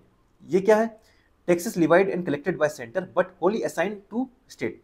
तो कुछ टैक्सेस हैं जिनको कौन लगाएगा, सेंटर लगाएगा, उनको वसूलेगा कौन, सेंटर वसूलेगा, लेकिन ये पूरी तरह से राज्यों को सौंप दिए जाएंगे। ठीक है, फिर बात करते हैं आर्टिकल 269 सब क्लोज ए। इसमें बात की गई है जीएसटी की। अब ये जीएसटी कौन लगाएगा? भारत सरकार, जो सेंट्रल गवर्नमेंट है इसको लेवाई करेगी, एंड कलेक्शन कौन करेगा? ये भी सेंट्रल गवर्नमेंट ही करेगी। और ये जो टैक्स कलेक्ट होगा, ठीक है, इसे जो हमारी जीएसटी काउंसिल है उसकी सिफारिश के आधार पर इसको स्टेट एंड सेंटर के बीच में बांट दिया जाएगा। उसके बाद आता है आर्टिकल 270। इसमें वो टैक्स आएंगे जो सेंटर लगा भी रहा है, उनको वसूल भी कर रहा है, लेकिन जब तक फाइनेंस कमीशन कॉन्स्टिट्यूट नहीं होता तब तक राष्ट्रपति द्वारा ये जो टैक्स है ये सेंटर और स्टेट के बीच में बांटे जाएंगे। ओके, वो टैक्स किस में आएंगे? आर्टिकल 270 में। तो आर्टिकल 269, आर्टिकल 269 सब क्लोज ए एंड आर्टिकल 270 ये आपको याद रखना है। ग्रांट्स की बात करें तो ग्रांट्स किस में? आर्टिकल 275 में। ठीक है, अब सबसे इंपॉर्टेंट इसमें जो है वो है बोरोइंग। आर्टिकल 292 क्या बोलता है? जो यूनियन गवर्नमेंट है ना, उसके पास पावर है borrow money either within और आउटसाइड द इंडिया। लेकिन आर्टिकल 293 की बात करें तो वो क्या बोलता है? जो स्टेट गवर्नमेंट है वो with in India he borrowing कर सकती है, आउटसाइड इंडिया नहीं कर सकती है। उसमें एक और प्रोविजन है, वो क्या है? If a state is indebted to union, ठीक है, मतलब यदि राज्य पर केंद्र का ऋण बकाया है ना, तो it may not resort to further borrowing without prior consent of union government. ठीक है, तो वो केंद्र सरकार की पूर्व सहमति के बिना कोई अन्य ऋण नहीं ले सकता। उसके बाद आता है फाइनेंस कमीशन आर्टिकल 280, है ना। ये क्या बोलता है? राष्ट्रपति द्वारा हर 5 वर्ष में वित्त आयोग का यहाँ पे गठन होगा। ठीक है, जो सेंटर और स्टेट के बीच में जो हमारे रेवेन्यू उसका यहाँ पे डिवीजन करेगा। ओके, बस ये यहाँ पे इंपॉर्टेंट था। अब 16 फाइनेंस कमीशन है वो भी आने वाला है, उसकी कुछ रिकमेंडेशन आएंगी वो हम देखेंगे। लेकिन अभी पीटी में दिया है 15 फाइनेंस कमीशन के बारे में। ठीक है, तो 15 फाइनेंस कमीशन की बात करें तो इसने क्या बोला है? जो डिवोल्यूशन होगा, जो वर्टिकल डिवोल्यूशन, वो कितना होगा? 41%। ठीक है, and as per the 15 finance commission the assign criteria with their weights क्या क्या है? इनकम डिस्टेंस है ना, उनको मिलेगा 45%, एरिया का है 15%, पॉपुलेशन जो बेस ईयर है 2011 उसको 15%, डेमोग्राफिक परफॉर्मेंस उसको 12.5%, फॉरेस्ट एंड इकोलॉजी इसको 10% and tax and fiscal efforts है उनको 2.5%। तो आपको इसमें क्या याद रखना है? 6 बेसिस पर यहाँ पे वेट असाइन किया गया है ना। कौन कौन से बेस है? Income distance, area, population, demographic performance, forest and ecology and tax and fiscal efforts. सबसे ज्यादा किसको असाइन है? इनकम डिस्टेंस को। उसके बाद आता है एरिया एंड पॉपुलेशन, दोनों को 15%। उसके बाद आता है आपका डेमोग्राफिक परफॉर्मेंस जिसको है 12.5%। फिर आता है फॉरेस्ट एंड इकोलॉजी जिसको आता है 10% एंड लास्ट है टैक्स एंड फिस्कल एफर्ट्स जिसको आता है 2.5%। बस इसमें ये हमारे काम का है। अब देखते हैं स्पेशल कैटेगरी स्टेटस। तो special category status was demanded by Bihar and Andhra Pradesh, तो इसलिए ये न्यूज में था। अब स्पेशल कैटेगरी स्टेटस इसके बारे में देख लेते हैं। ये क्या है? Special category status is a classification. तो ये जो स्पेशल कैटेगरी स्टेटस है ये क्या है? एक क्लासिफिकेशन है ना, given by centre to assist in development of those state that face geographical and socio economic disadvantage. जिन स्टेट को geographical and socio economic disadvantage है उन स्टेट्स के डेवलपमेंट में असिस्ट करना, उसके लिए ये स्पेशल कैटेगरी स्टेटस लाया गया था। अब एससीएस की बात करें, ये फर्स्ट इंट्रोड्यूस कब किया गया था? 1969 में on recommendation of 5th finance commission. ठीक है, 5th फाइनेंस कमीशन ने रिकमेंडेशन दिया था कि आप एससीएस लेकर आइए। उसने बोला कि भाई ये जो स्पेशल कैटेगरी स्टेटस का जो फंडा है इसको आप खत्म करो। ठीक है, बहुत हो गया, आपने बहुत फंड दे दिया, अब इसको देने की जरूरत नहीं है। ये किसने बोला? 14th फाइनेंस कमीशन ने। तो यहाँ पे वही लिखा है, on the recommendation of 14th finance commission SCS cease to exist and thus no SCS has been granted to any state. अब बात करते हैं current special funding pattern to north eastern and Himalayan state is on account of recommendation of sub group of chief ministers and not as per the SCS. जो north eastern states हैं, जो Himalayan states हैं, उनको यदि funding दी जा रही है तो वो मिनिस्टर्स की सिफारिश पर दी जा रही है, ना कि स्पेशल कैटेगरी स्टेटस के दर्जे पर। ओके, स्पेशल कैटेगरी स्टेटस का क्राइटेरिया क्या है? यदि आपका जो एरिया है वो हिली है एंड डिफरेंट टेरेन है, ठीक है, लो पॉपुलेशन डेंसिटी है, ठीक है, बात करें स्ट्रेटेजिक लोकेशन है, इंफ्रास्ट्रक्चर बैकवर्डनेस है and non viable nature of state finance. ठीक है, तो ये जो क्राइटेरिया है इनके बेसिस पर स्पेशल कैटेगरी स्टेटस दिया जाता था, लेकिन 14th फाइनेंस कमीशन ने ये मना कर दिया, भाई अब देने की जरूरत नहीं है। अब देखते हैं हम 6th शेड्यूल। न्यूज क्या? There is an increase demand for inclusion of Ladakh in the 6th schedule of Indian constitution. तो लद्दाख को 6th शेड्यूल में शामिल करने की मांग हो रही है। अब ये 6th शेड्यूल है क्या, उसके बारे में हम बात करेंगे। 6th schedule under article 244 sub clause 2 resulted from Bardoloi committee recommendation. तो संविधान के अनुच्छेद 244 सब क्लोज 2 के तहत जो 6th शेड्यूल है ये बोरदोले समिति की सिफारिश के परिणाम स्वरूप संविधान में शामिल किया गया था।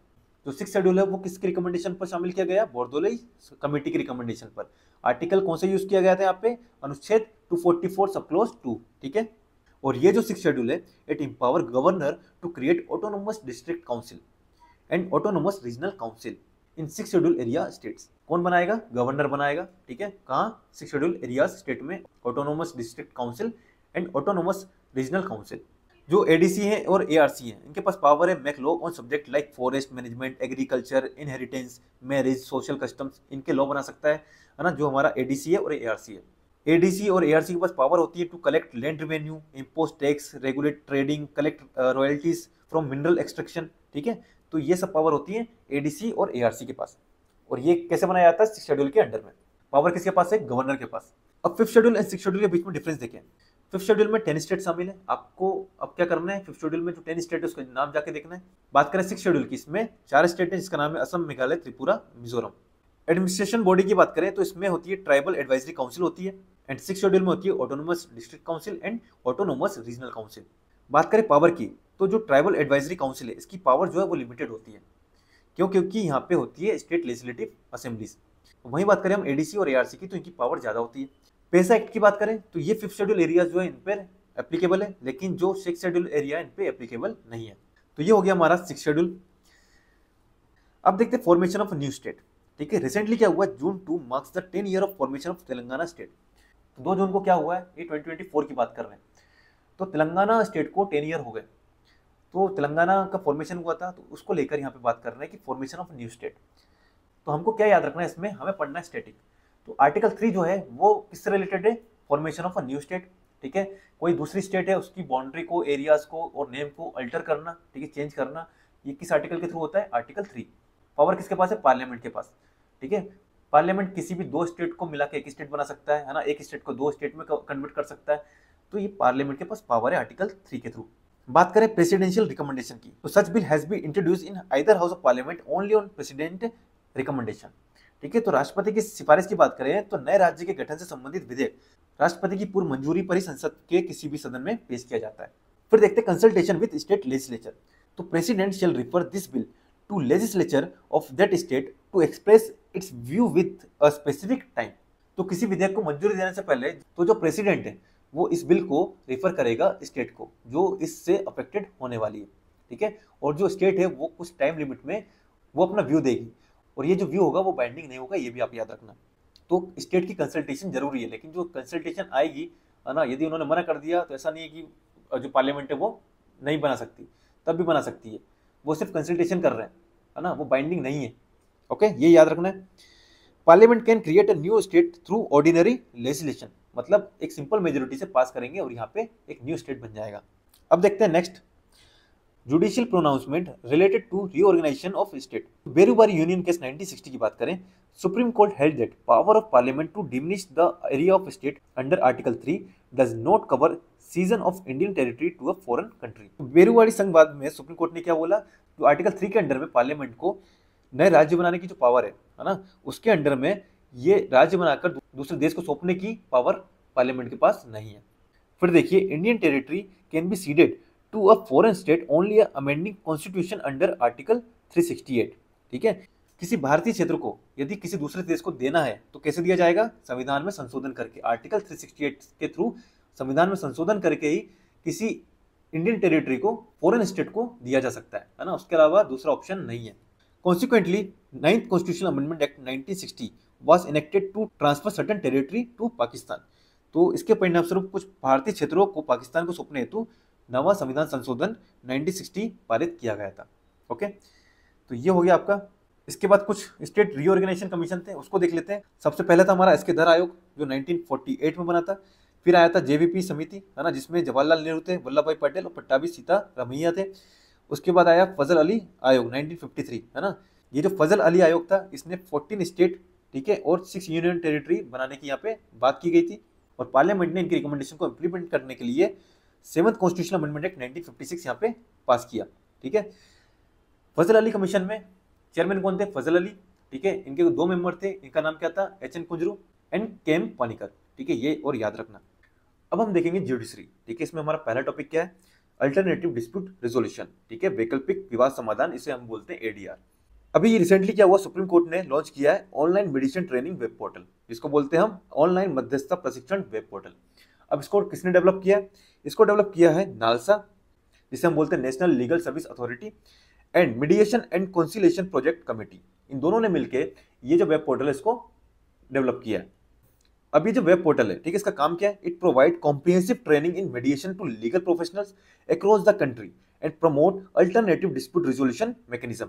ये जो वेब पोर्टल है ना, ये पूरे देश में जो कानूनी पेशेवर हैं, ठीक है, जो हमारे लीगल प्रोफेशनल्स हैं, इनको यहाँ पे ट्रेनिंग देगा, प्रशिक्षण देगा, है ना, और वैकल्पिक विवाद समाधान तंत्र को यहाँ पे बढ़ावा देगा। जो हमारा एडीआर है, ठीक है, उसको यहाँ पे प्रमोट करेगा। अब जो एडीआर है इसके बारे में हम देख लेते हैं। ADR is a process in which disputes are addressed and settled outside of court room, है ना। तो मतलब आप जो कोर्ट है उसके बाहर यदि आप डिस्प्यूट को सॉल्व कर ले, वो होता है आपका अल्टरनेटिव डिस्प्यूट रेजोल्यूशन। आपको कोर्ट जाने की जरूरत नहीं है, आप उसके बाहर ये सब सेटलमेंट कर ले। It offers to resolve all type of matter including civil, commercial, industrial, etc. and uses neutral third party to communicate and resolve dispute. अब ये जो एडीआर है इसमें कौन कौन से डिस्प्यूट रिजोल्व होते हैं? जो सिविल होते हैं, कमर्शियल होते हैं, इंडस्ट्रियल होते हैं, है ना। ये जो मामले होते हैं ये यहाँ पर रिजोल्व किए जाते हैं, है ना। इसमें एक न्यूट्रल थर्ड पार्टी होगी, है ना, जो ये डिस्प्यूट हमें सुलझाने में हमारी मदद करेगी। बात करें इसमें क्रिमिनल जो मामले होते हैं वो इसमें रिजोल्व नहीं होते, ये याद रखना। इसमें हमारा यही काम का था, ठीक है। अब हम देखेंगे लोक अदालत। ये न्यूज में क्या है? सुप्रीम कोर्ट ऑर्गेनाइज स्पेशल लोक अदालत on 75 years of its establishment for dispute settlement. तो इसके 75 इयर्स होने के उपलक्ष्य में सुप्रीम कोर्ट ने विशेष लोक अदालत का यहाँ पे आयोजन किया। अभी जो लोक अदालतें इनके बारे में देख लेते हैं। लोक Adalat is one of the alternative dispute redressal mechanism, ठीक है। ये जो लोक अदालत है एक वैकल्पिक विवाद समाधान तंत्र है। इसके एस्टेब्लिशमेंट की बात करें तो इसको स्टैट्यूटरी स्टेटस मिला हुआ है ना, इसको संवैधानिक दर्जा मिला हुआ है under legal service authority act 1987, विधिक सेवा प्राधिकरण 1987। अभी जो एक्ट है इसमें अमेंडमेंट हुआ 2002 में, है ना, और इसमें स्टेब्लिश किया गया परमानेंट लोक अदालत फॉर पब्लिक यूटिलिटी सर्विस, है ना। 2002 में इस अधिनियम में क्या किया? संशोधन, अमेंडमेंट किया, ताकि जो सार्वजनिक हित के जो सेवाएं, जो पब्लिक यूटिलिटी सर्विस है, ओके, उनसे रिलेटेड कुछ डिस्प्यूट्स हैं तो उनको रिजोल्व करने के लिए स्थायी लोक अदालतों का यहाँ पे गठन किया गया, एस्टेब्लिश परमानेंट लोक अदालत, ओके। अभी जो लोक अदालत है इसकी पावर को देख लेते हैं। They are not bound by code of civil procedure 1908 and Bharatiya Sakshya अधिनियम 2023, ठीक है। तो ये जो लोक अदालत है ये सिविल प्रक्रिया संहिता 1908 और भारतीय साक्ष्य अधिनियम 2023 से बाध्य नहीं है। और ये जो लोक अदालत है it has same power as a civil court under CPC 1908। तो लोक अदालत को सिविल प्रक्रिया संहिता 1908 के तहत सिविल कोर्ट के समान शक्तियां यहाँ पे प्राप्त हैं। अब ये जो लोक अदालत है इसके जो डिसीजन होते हैं, ठीक है, वो फाइनल होते हैं एंड बाइंडिंग होते हैं, ठीक है। इसके बाद कोई अपील नहीं की जा सकती। तो decision made by Lok Adalat is final and binding and no appeal can be made against its decision, okay. अब फर्स्ट लोक अदालत कहाँ पे बनी थी? ठीक है, held in 1982 at Junagadh, Gujarat. तो जूनागढ़ गुजरात में पहली लोक अदालत यहाँ पे स्थापित की गई थी। तो जुडिशरी का सेकंड टॉपिक भी हमारा यहाँ पे समाप्त होता है। अब देखते हैं फ्री लीगल एड। ये न्यूज में क्या है? Supreme Court issue direction for legal service authority to ensure access to free legal aid for prison inmates. तो सुप्रीम कोर्ट ने जेल में बंद जो कैदी हैं, है ना, उनको निःशुल्क और समय पर कानूनी सहायता सुनिश्चित करने के लिए विधिक सेवा प्राधिकरणों को निर्देश यहाँ पे जारी किया। अब फ्री लीगल एड जो है, ठीक है, इसका वैधानिक प्रावधान हम देखें, इसका हम स्टैट्यूटरी प्रोविजन देखें फॉर लीगल एड, तो क्या है इसमें? लीगल सर्विस अथॉरिटी एक्ट 1987, ठीक है, ये इसका वैधानिक प्रावधान है, स्टैट्यूटरी प्रोविजन है। अब यदि हम कॉन्स्टिट्यूशन की बात करें तो कॉन्स्टिट्यूशन में आर्टिकल 21 ये क्या बोलता है? No person shall be deprived of his life और personal liberty except according to procedure established by law.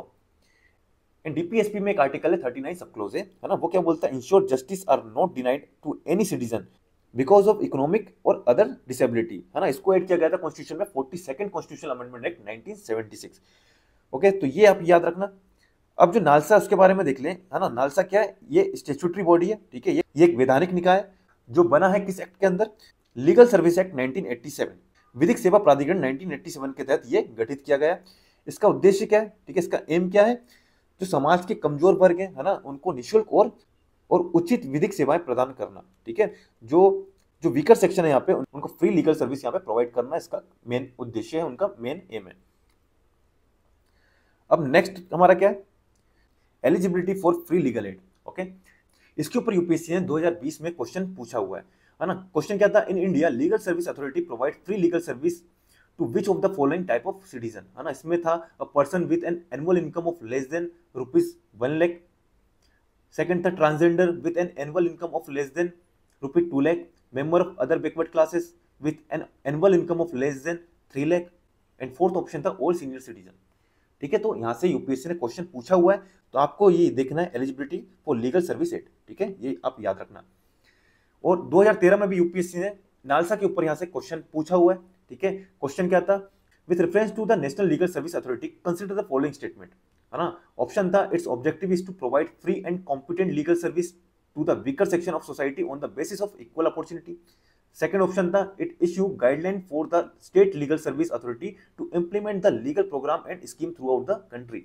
Okay, तो देखो यहाँ से यूपीएससी ने क्वेश्चन पूछे हुए, तो आपको नालसा को अच्छे से करना है। ये जो न्यूज है, ठीक है, फ्री लीगल एड, ये हमारे लिए इंपॉर्टेंट नहीं है, इसके अंदर जो नालसा आता है वो हमारे लिए इंपॉर्टेंट है। ठीक है, न्यूज इंपॉर्टेंट नहीं है, उसके अंदर जो स्टैटिक है, जो बेसिक है, वो हमारे लिए इंपॉर्टेंट है। ओके, तो ये हमको याद रखना है। तो एलिजिबिलिटी की बात करें, है ना, किन किन को यहाँ पे फ्री लीगल एड मिलता है, वुमेन एंड चिल्ड्रन, महिलाएं एवं बच्चे, इंडस्ट्रियल वर्कमैन, जो औद्योगिक कामगार है उनको, मेंटली इल और अदरवाइज डिसेबल्ड पर्सन, जो मानसिक रूप से बीमार व्यक्ति हैं या दिव्यांगजन है उन लोगों को, विक्टिम ऑफ ट्रैफिकिंग, जो हमारे आर्टिकल 23 में बोला हुआ है ना, संविधान के अनुच्छेद 23 के अनुसार जो मानव तस्करी या भिक्षावृत्ति के शिकार व्यक्ति हैं उनको। बात करें member of schedule caste and schedule tribe, okay, इनको मिलता है। जो अनुसूचित जाति जनजाति के जो व्यक्ति हैं उनको, विक्टिम ऑफ मास डिजास्टर, जो व्यक्ति आपदा के शिकार हुए हैं उनको मिलता है, और जुवेनाइल होम, है ना, इनको मिलता है। जो हमारे बच्चे होते हैं जो क्राइम करते हैं, है ना, उनको मिलता है। और क्या, person whose annual income less than amount prescribed by respective state government if the case is before court other than Supreme Court and less than ₹5 lakh if case is before Supreme Court। ठीक है, तो Supreme court के अलावा अन्य न्यायालयों के मामले में होने की स्थिति में इसके लिए वे व्यक्ति पात्र हैं जिनकी वार्षिक आय संबंधित राज्य सरकार द्वारा निर्धारित की जाए, है ना। अलग अलग राज्य में अलग अलग जो इनकम होगी वो यहाँ पे होगी, और सुप्रीम कोर्ट के मामले में देखें तो वहाँ पे 5 लाख जो है वो यहाँ पे होनी चाहिए। अब देखिए नेक्स्ट क्या, हमारा tribunal system in India, Bharat के अधिकरण प्रणाली। अब न्यूज क्या है, Allahabad High Court held that appeal against one order to central administrative tribunal while exercising contempt jurisdiction under Administrative Tribunal Act 1985 lies before Supreme Court only, not the High Court। ठीक है, तो इलाहाबाद हाई कोर्ट ने क्या बोला है, जो हमारा cat है ना, सेंट्रल एडमिनिस्ट्रेटिव ट्रिब्यूनल है, वो यदि एडमिनिस्ट्रेटिव ट्रिब्यूनल एक्ट 1985 के अंडर कंटेम्प्ट जुरिस्डिक्शन का, है ना, जो अवमाननाधिकार क्षेत्र का उपयोग करता है, तो उसके उस आदेश और ऑर्डर के खिलाफ सिर्फ सुप्रीम कोर्ट में ही अपील की जा सकती है। ऐसा किसने बोला, इलाहाबाद हाई कोर्ट ने। अब ये न्यूज जो है ये हमारे किसी काम की नहीं है ना, हमारे लिए काम का क्या है, ट्रिब्यूनल, है ना, इनके बारे में हमको देखना है, ट्रिब्यूनल होते क्या है, इनका नेचर क्या है, क्वासी जुडिशियल। ठीक है, जो अर्ध न्यायिक इनका नेचर होता है, इनकी प्रकृति होती है। ये जो ट्रिब्यूनल है ये क्यों बनाए जाते हैं, इनका ऑब्जेक्टिव और उद्देश्य क्या होता है, to reduce case load of judiciary and bring in subject expertise for technical matter, है ना। तो इसका उद्देश्य न्यायपालिका पर मुकदमों का भार कम करना, इसके अलावा अधिकरण में तकनीकी विशेषज्ञों से जुड़े मामलों के निपटान के लिए विषय विशेषज्ञ भी शामिल होते हैं। ठीक है, इसमें जो विशेषज्ञ होते हैं, ना, केस से रिलेटेड जो विशेषज्ञ होते हैं वो इसमें शामिल होते हैं।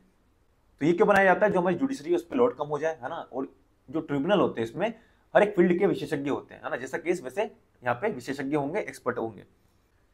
अब जो केट है, ठीक है, जो हमारा सेंट्रल एडमिनिस्ट्रेटिव ट्रिब्यूनल है, इसके बारे में देख लेते हैं। अब ये जो ट्रिब्यूनल है इसकी संवैधानिक मान्यता, इसका कॉन्स्टिट्यूशनल रिकॉग्निशन की बात करें तो 42वें संविधान संशोधन, ठीक है, 42nd कॉन्स्टिट्यूशनल अमेंडमेंट एक्ट 1976 के तहत संविधान में CAT was establish under article 323 sub close A. Article 323 sub close ए जोड़कर जो प्रशासनिक अधिकरण है, ठीक है, जो सेंट्रल एडमिनिस्ट्रेटिव ट्रिब्यूनल है, उसकी यहाँ पे स्थापना का प्रावधान किया गया। ठीक है, उसको एस्टेब्लिश करने का यहाँ पे प्रोविजन एड किया गया। अब बात करते हैं केट के जुरिस्डिक्शन की, जो आपका सेंट्रल एडमिनिस्ट्रेटिव ट्रिब्यूनल है इसके जुरिस्डिक्शन की, क्षेत्राधिकार की। Adjudication of disputes and complaint with respect to recruitment and condition of service of person appointed to public service and post in connection with affair of union और other authority under control of government. ठीक है, तो जो लोग public service में काम कर रहे हैं, ठीक है, उनसे रिलेटेड यदि कोई डिस्प्यूट होता है, ठीक है, उसके लिए ये बनाया गया है सेंट्रल एडमिनिस्ट्रेटिव ट्रिब्यूनल। फिर देखते हैं in 2010 Supreme Court clarified that subject matter under article 323 sub clause B are not exclusive and legislature are empowered to create tribunal on any subject matter. ठीक है, तो 2010 में सुप्रीम कोर्ट ने यहाँ पे स्पष्ट किया, जो आर्टिकल 323 सब क्लोज बी के तहत जो सब्जेक्ट है ना, उस पर केवल संसद जो है, पार्लियामेंट का ही यहाँ पे अनन्य अधिकार नहीं है। ठीक है, एक्सक्लूसिव राइट नहीं है।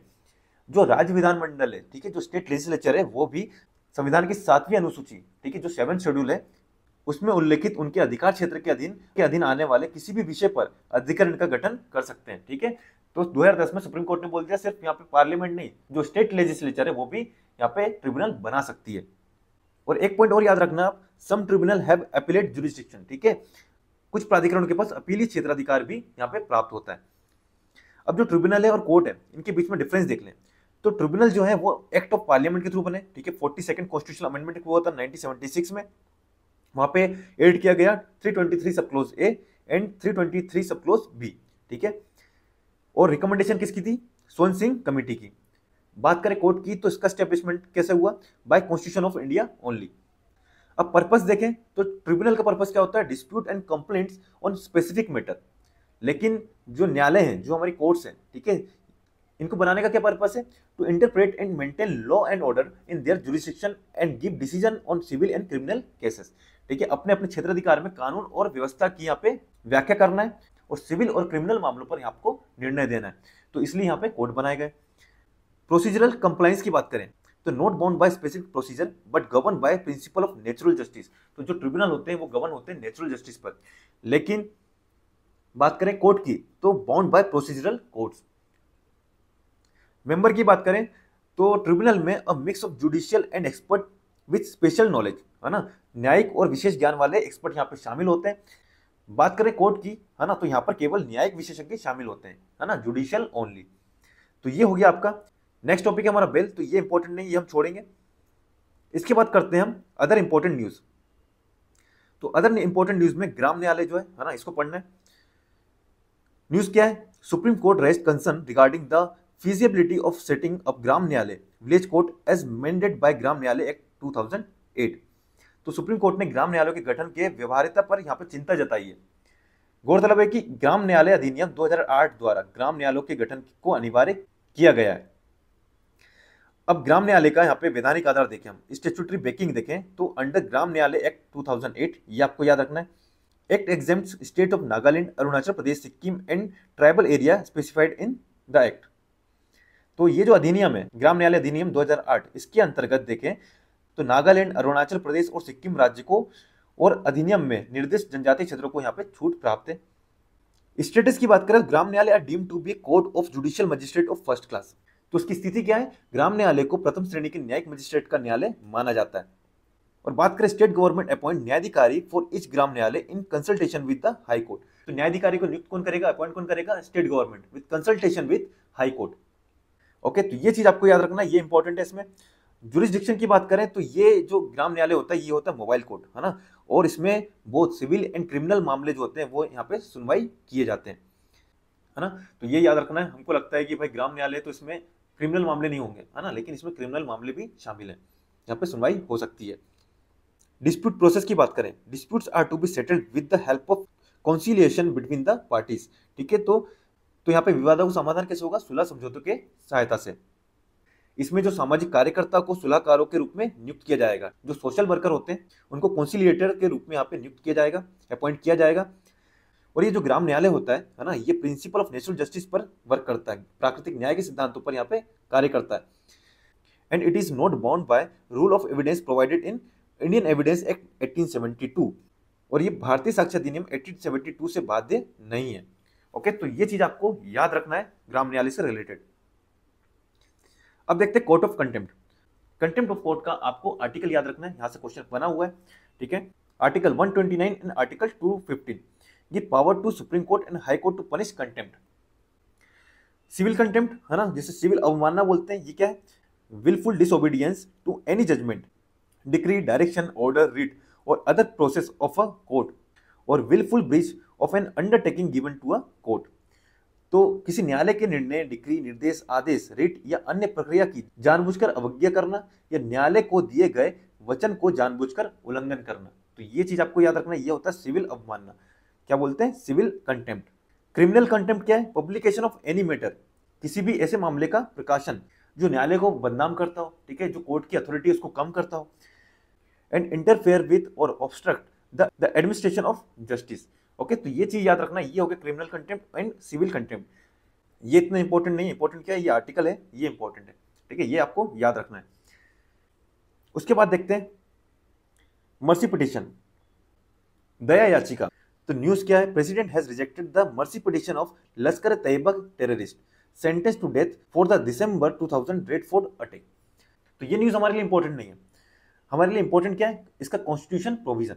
तो article 72 empower the president of India to grant pardon, reprieve, respite, suspend, remit और commute the sentence of a person convicted of any offense where sentence is by court martial for an offense against any law relating to a matter to which executive power of union extends, and third a sentence of death। तो ये तीन case हैं जिसमें article 72 के under president किसी person को pardon दे सकता है। तो हिंदी में देख लेते हैं।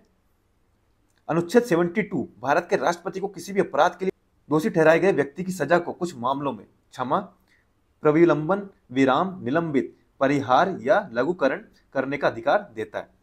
ठीक है, ये मामले निम्नलिखित कौन कौन से, सजा यदि कोर्ट मार्शल द्वारा दी गई हो, ऐसे मामले हो जिनमें दंड किसी कानून के खिलाफ अपराध के लिए दिया गया हो, और ऐसे मामलों पर जहां संघ की कार्यपालिका शक्ति का विस्तार हो, एंड थर्ड क्या, मृत्यु दंड के मामले में।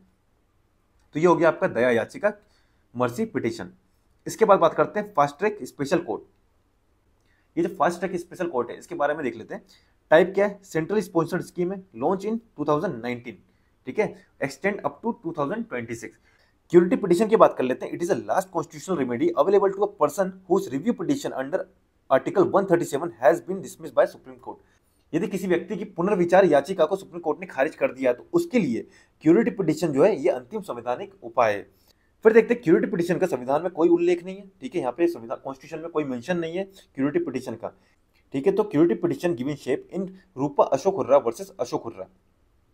फिर क्या है, curative power of the court flow from article 142।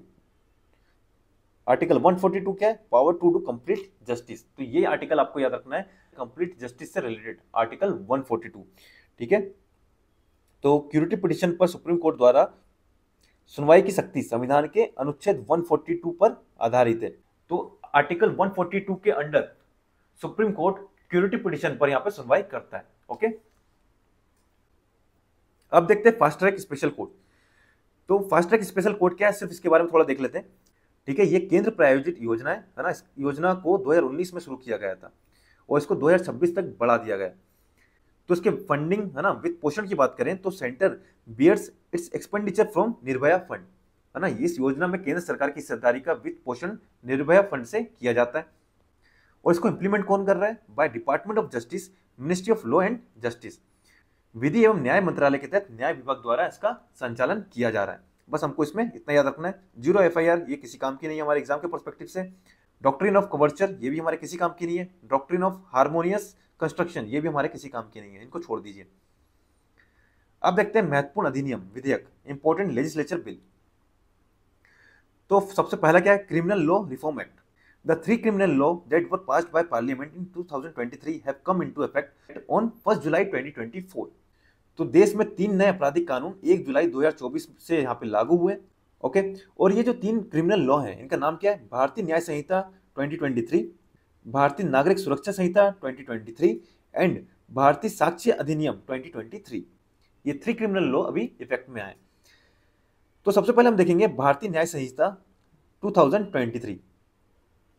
It replaced the Indian Penal Code IPC 1860, the principal law on criminal offence in India। तो IPC 1860 की जगह अब किसने ले ली है, भारतीय न्याय संहिता 2023 ने। इसके कुछ की प्रोविजन है वो देख लेते हैं। की प्रोविजन क्या है, for the first time community service as one of the punishment for petty offence. तो यदि आपने छोटे मोटे यहाँ पे क्राइम कर दिए तो आपको सामुदायिक सेवा, ठीक है, जो कम्युनिटी सर्विस है वो आपसे करवाई जाएगी, ऐसा यहाँ पे प्रोविजन ऐड कर दिया है। फिर सेकंड इंपॉर्टेंट चीज क्या है इसमें, it remove the offence of sedition and instead penalise the following. तो इसकी बजाय कुछ दंड के नए प्रावधान जोड़े गए, कुछ नए प्रोविजन जोड़े गए।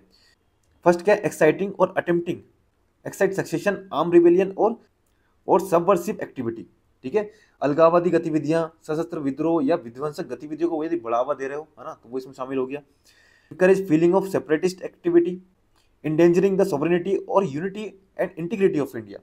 तो अलगाववादी गतिविधियों से संबंधित भावनाओं को प्रोत्साहित करना है ना, या फिर आप भारत की संप्रभुता या एकता अखंडता को खतरे में डाल रहे हैं तो आपको भारतीय न्याय संहिता 2023 के अंडर में आपको यहाँ पे दंड दिया जाएगा।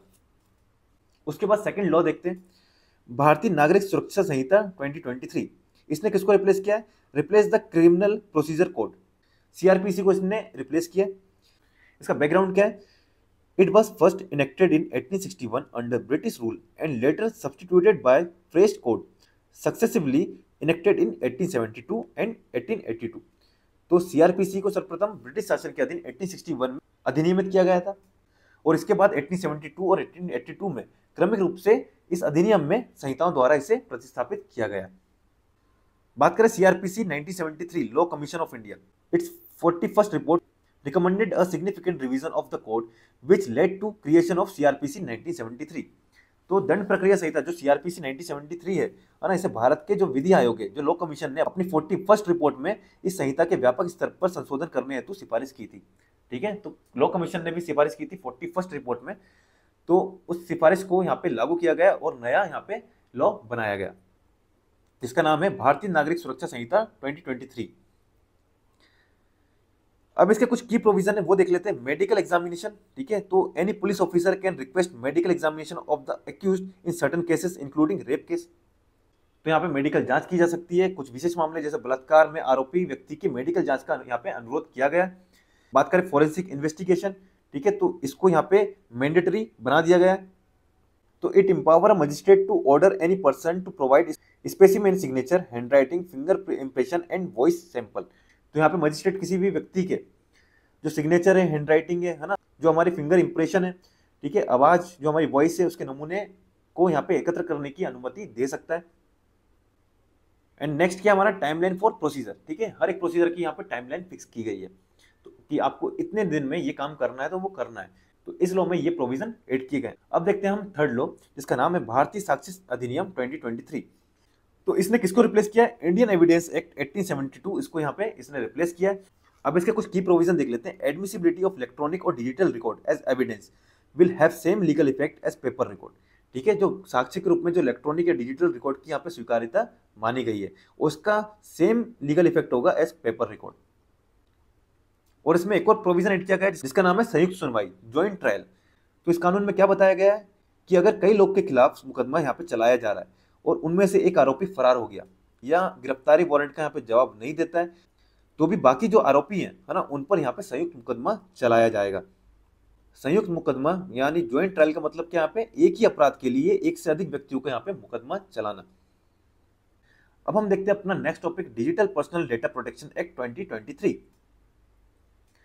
न्यूज क्या है? The president of India recently granted assent to the digital personal data protection bill 2023। तो भारत के राष्ट्रपति ने डिजिटल व्यक्ति डेटा संरक्षण विधेयक 2023 को यहाँ पे मंजूरी दे दी है। तो उससे रिलेटेड ये न्यूज है ना। तो ये अब एक्ट बन गया है तो इसको पढ़ना जरूरी है। About digital personal data protection act 2023, it aim to regulate the processing of digital personal data while ensuring individual right to protect their data. तो जो डिजिटल पर्सनल डेटा है उसकी प्रोसेसिंग को रेगुलेट करना, ठीक है, और ये इंश्योर करना कि इंडिविजुअल के जो राइट है उनको यहाँ पे प्रोटेक्ट किया जा सके। फिर देखते हैं it protect digital personal data by providing, है ना, obligation of data fiduciaries for data processing, है ना। अब इसमें डेटा फिड्यूसरीज कौन होती है? Person, companies and government entity who process data, है ना, जो डेटा को प्रोसेस कर रहे हैं, चाहे वो कंपनी हो, गवर्नमेंट हो या कोई पर्सन हो। ओके, एंड डेटा प्रोसेसिंग क्या होता है? It is a collection, storage और any other operation on personal data. यदि आप उसको कलेक्ट कर रहे हो, स्टोर कर रहे हो तो वो आपका क्या होगा? Data processing. तो डेटा फिड्यूसरीज पर यहाँ पे कुछ उत्तरदायित्व सौंपे गए, है ना, कुछ यहाँ पे ऑब्लिगेशन दिए गए।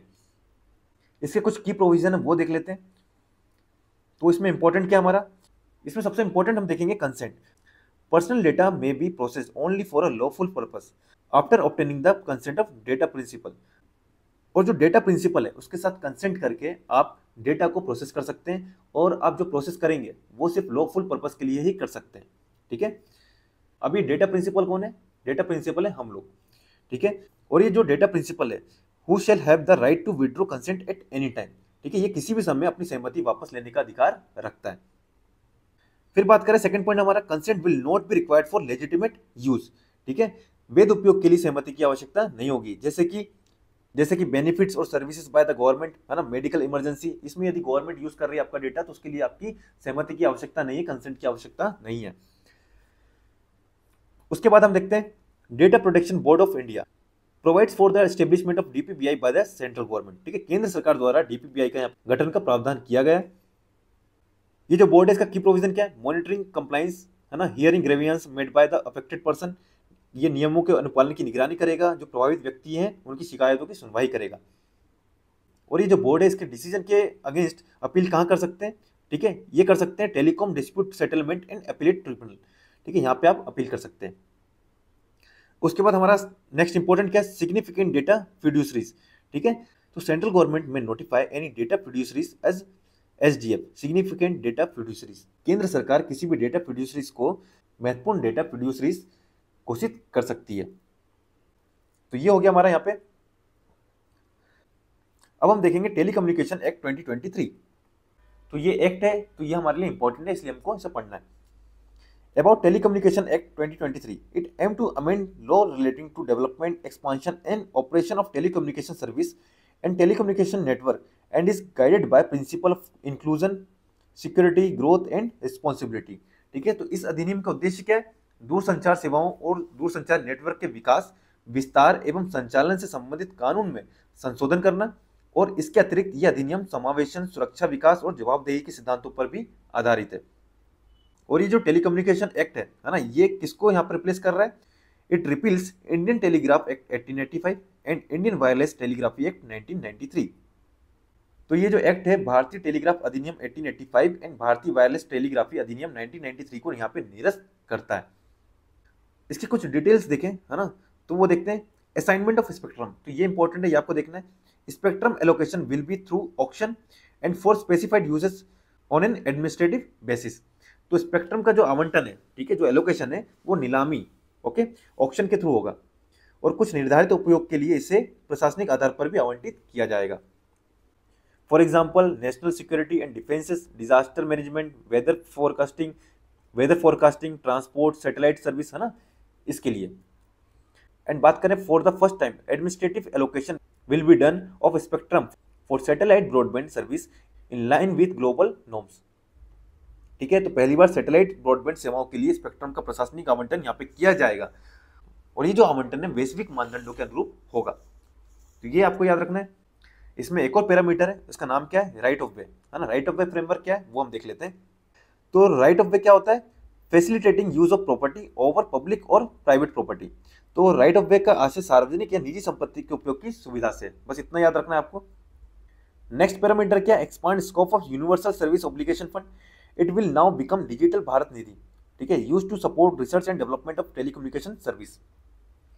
तो अब डिजिटल भारत निधि बन जाएगी, है ना, और इस निधि का उपयोग हम दूरसंचार सेवाओं, प्रौद्योगिकी, उत्पादों और पायलट परियोजनाओं के लिए यहाँ पे इसका यूज कर सकते हैं। फिर नेक्स्ट देखते हैं authorisation for telecom related activity. तो prior authorisation of central government needed to provide, operate, maintain और expand new telecommunication services and to possess radio equipment. Okay, तो नई दूरसंचार सेवाएं प्रदान करने के लिए दूरसंचार नेटवर्क की स्थापना करना, संचालन करना, रखरखाव करना, तो उसके लिए आपको क्या करना है, केंद्र सरकार की आपको पूर्व अनुमति लेनी पड़ेगी। और सबसे इंपॉर्टेंट इसमें क्या चीज है, सबसे इंपॉर्टेंट है आपका लास्ट वाला, रेगुलेशन ऑफ ओटीटी। तो रेगुलेशन ऑफ ओटीटी इसमें शामिल नहीं है, ये आपको यहाँ पे याद रखना है। अब देखिए इंटरनेट शटडाउन। तो जो इंटरनेट शटडाउन के जो केसेस पहले होते थे वो काफी कम हो गए, तो उसको लेकर ये न्यूज है। According to data from the software freedom law centre, India recorded 60 internet shutdown in 2024, the lowest in 8 year. ठीक है, तो कम हुआ है इसलिए ये न्यूज में। अब इंटरनेट शटडाउन होता क्या है तो वो जानना जरूरी है। Intentional disruption of internet communication for specific purpose और within a location for any duration of time, often to exert control over the flow of information. ठीक है, तो इंटरनेट शटडाउन किसी विशिष्ट आबादी, स्थान या इंटरनेट एक्सेस के प्रकार के लिए इंटरनेट सेवाओं में जानबूझकर किया गया व्यवधान यानी रोक है। तो इंटरनेट सेवाओं में जानबूझकर किया गया जो व्यवधान होता है ना, जो रोक होती है, उसको बोलते हैं इंटरनेट शटडाउन। तो इससे जिन लोगों पर इंपैक्ट होगा वो इंटरनेट वेबसाइट जो है वहां तक नहीं पहुंच पाएंगे। ठीक है, उसका यूज नहीं कर सकते, सोशल मीडिया का यहाँ पे यूज नहीं कर सकते। ठीक है, ऑनलाइन मैसेजिंग नहीं कर सकते। ठीक है, तो जो ऑनलाइन सेवाएं होती हैं वो सारी डिसरप्ट हो जाती हैं। ओके, अब रीजन फॉर इंटरनेट शटडाउन, तो क्या क्या रीजन है? नेशनल सिक्योरिटी, राष्ट्रीय सुरक्षा, प्रिवेंट सोशल अनरेस्ट, ठीक है, सामाजिक अशांति को बढ़ने से रोकना, प्रिवेंट चीटिंग, ठीक है, धोखाधड़ी को रोकना, सिक्योरिटी एंड पब्लिक ऑर्डर, सुरक्षा और लोक व्यवस्था को बनाए रखने के लिए। अब देखते हैं कुछ प्रोविजन फॉर इंटरनेट शटडाउन। तो वर्तमान में currently suspension of telecom service including internet shutdown is govern by temporary suspension of telecom service, public emergency और public safety rule 2017 notified under Indian telegraph act 1885। तो इंडियन टेलीग्राफ एक्ट 1885 के under में ये rule है, इसके तहत यहाँ पे इंटरनेट शटडाउन किया जाता है। तो ये इसका प्रोविजन है फॉर इंटरनेट शटडाउन। बस इसमें ये याद रखना है। एक और चीज आपको याद रखना है, जो इंटरनेट शटडाउन का जो ऑर्डर है उसको इश्यू कौन करेगा? उसे इश्यू करेगा only union home secretary. Okay, ये हो गया हमारा। इसके बाद बात करते हैं कंज्यूमर प्रोटेक्शन एक्ट 2019। ओके, अब ये 2019 का इतना इंपॉर्टेंट नहीं है, फिर भी हम इसको देखेंगे, ठीक है, क्योंकि एक्ट है इसलिए। तो न्यूज क्या है? National consumer disputes redressal commission, ठीक है, इसने अपना एक जजमेंट दिया था जिसमें बोला गया था कि जो वकील हैं, ठीक है, जो एडवोकेट हैं, उनके द्वारा जो सेवाएं दी जा रही हैं, जो सर्विसेज दी जा रही हैं, वो सीपीए 1986 के अंडर में आती हैं, ठीक है। तो ये जो डिसीजन था इसको सुप्रीम कोर्ट ने यहाँ पे अभी ओवर रूल किया है, तो इसलिए ये न्यूज में। तो सुप्रीम कोर्ट ने यदि इसको ओवर रूल किया है तो उसका मतलब क्या है कि जो एडवोकेट है ना, उनके जो द्वारा जो सर्विसेज दी जा रही है वो सीपीए 1986 के अंडर में अब नहीं आती है। ओके, अब जो कंज्यूमर प्रोटेक्शन एक्ट है इसके बारे में हम देख लेते हैं। CPA 1986 was enacted to provide for better protection of the interest of consumer and establishment of consumer protection council for the settlement of consumer disputes etcetera. तो कंज्यूमर के इंटरेस्ट को प्रोटेक्ट करने के लिए ये बनाया गया था।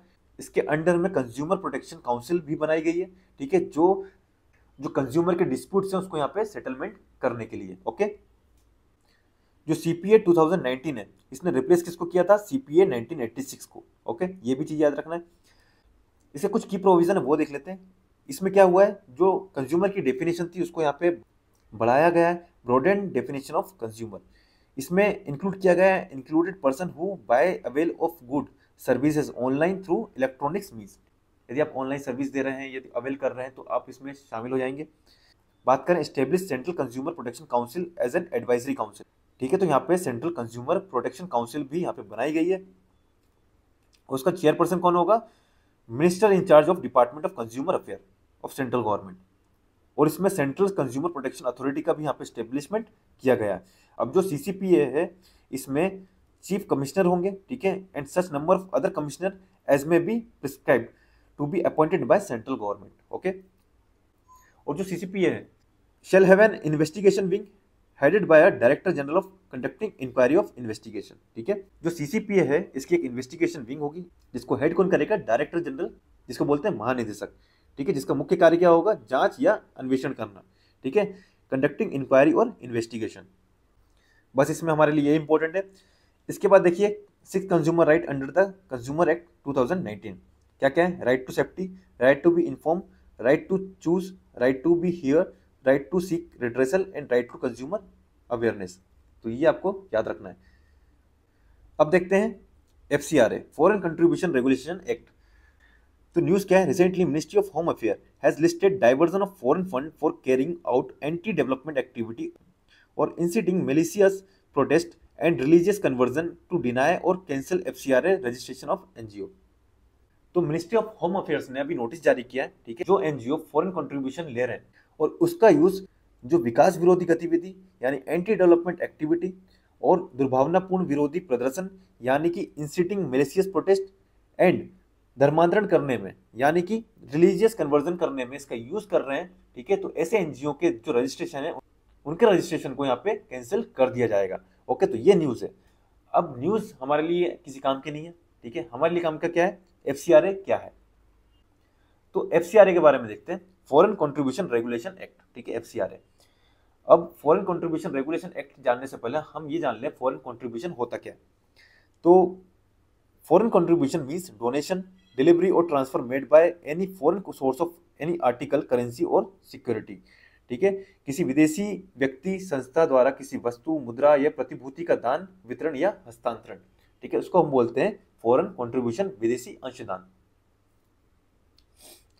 अब FCRA is implemented by MHA, ठीक है, ministry of home affairs, supported by intelligence bureau in approvals and rejection through investigation on antecedents.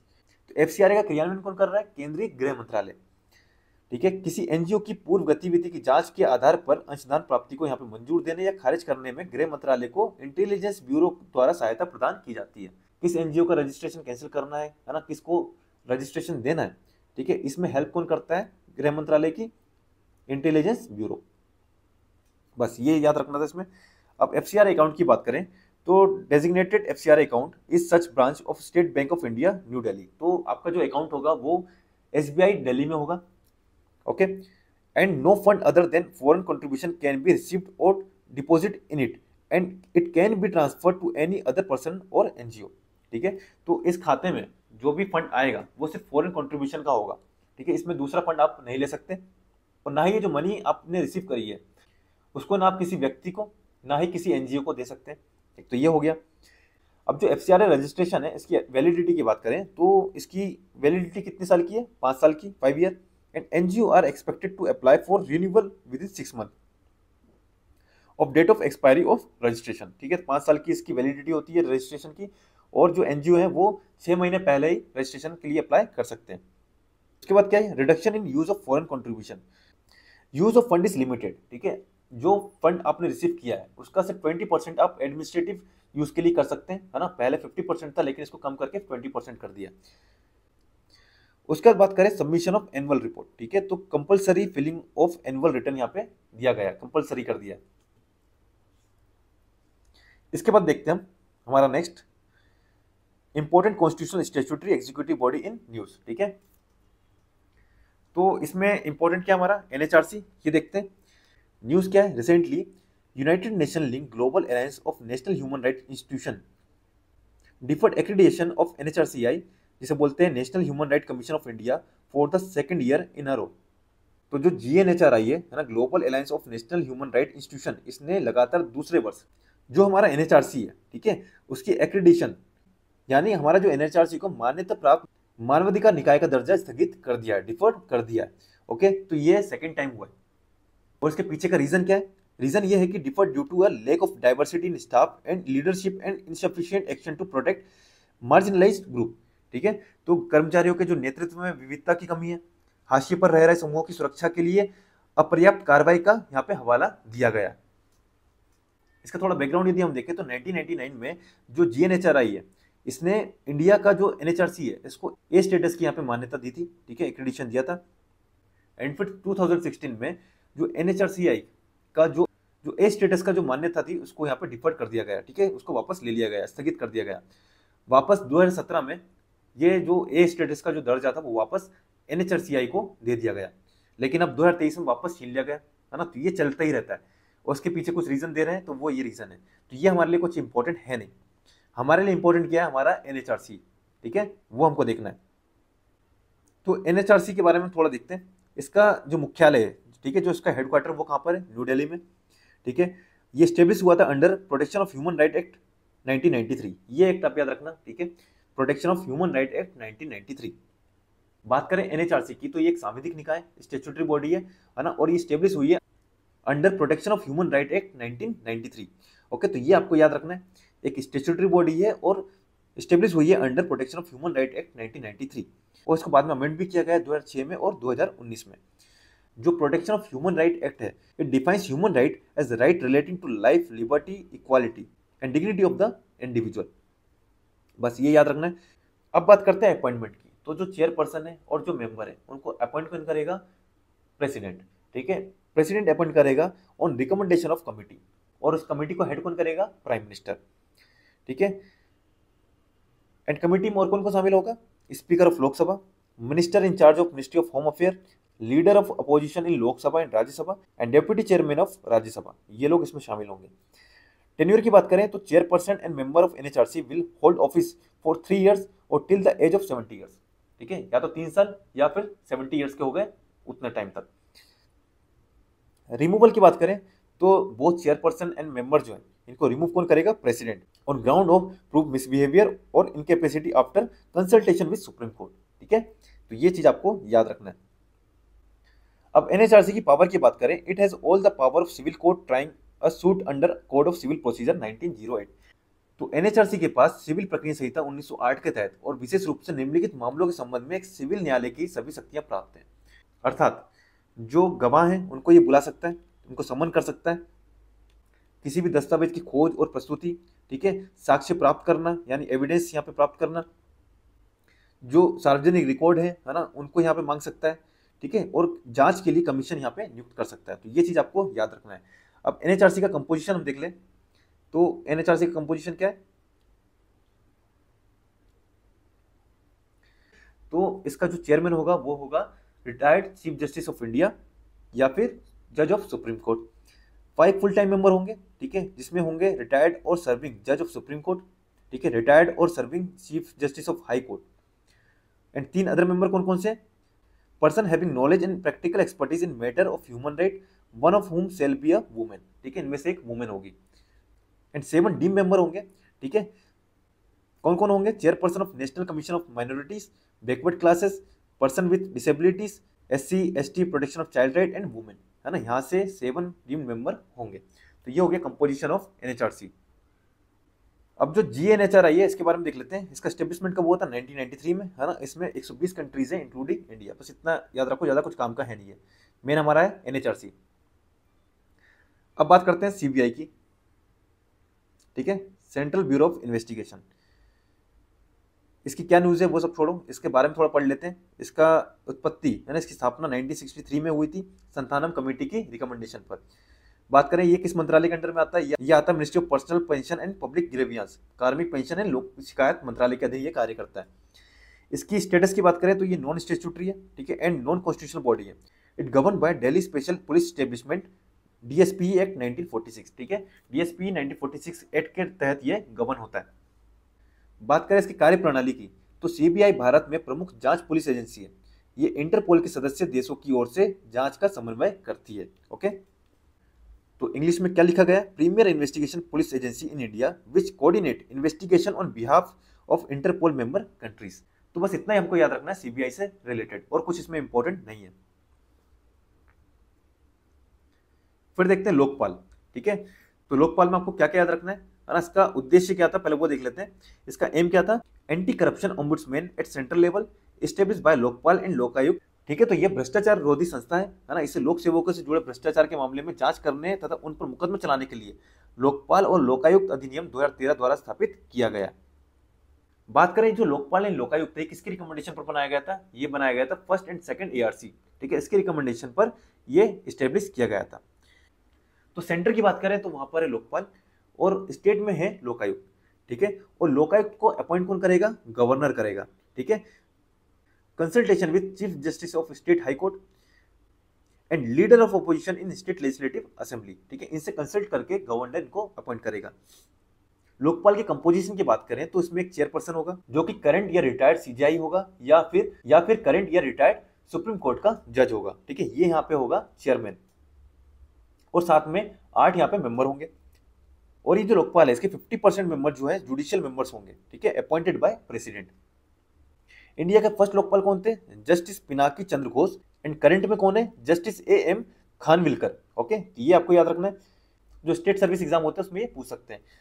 बात करें इनके टर्म ऑफ ऑफिस की तो वो कितना है, 5 ईयर्स, ठीक है, या फिर अटेनिंग एज ऑफ 70 ईयर्स, है ना, जो भी पहले हो जाए।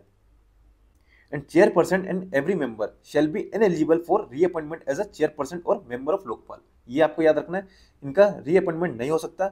हालांकि लोकपाल का मेंबर चेयरपर्सन बन सकता है यदि उसका 5 साल का जो टेन्योर है वो पूरा ना हुआ हो, तो जो मेंबर है वो रीअपॉइंट होके मेंबर नहीं बनेगा, वो बन सकता है चेयरपर्सन। ओके, ये चीज आपको याद रखना है लोकपाल से रिलेटेड, है ना। फर्स्ट एंड सेकंड एआरसी ये याद रखना, इसके रिकमेंडेशन पर ये बनाया गया था।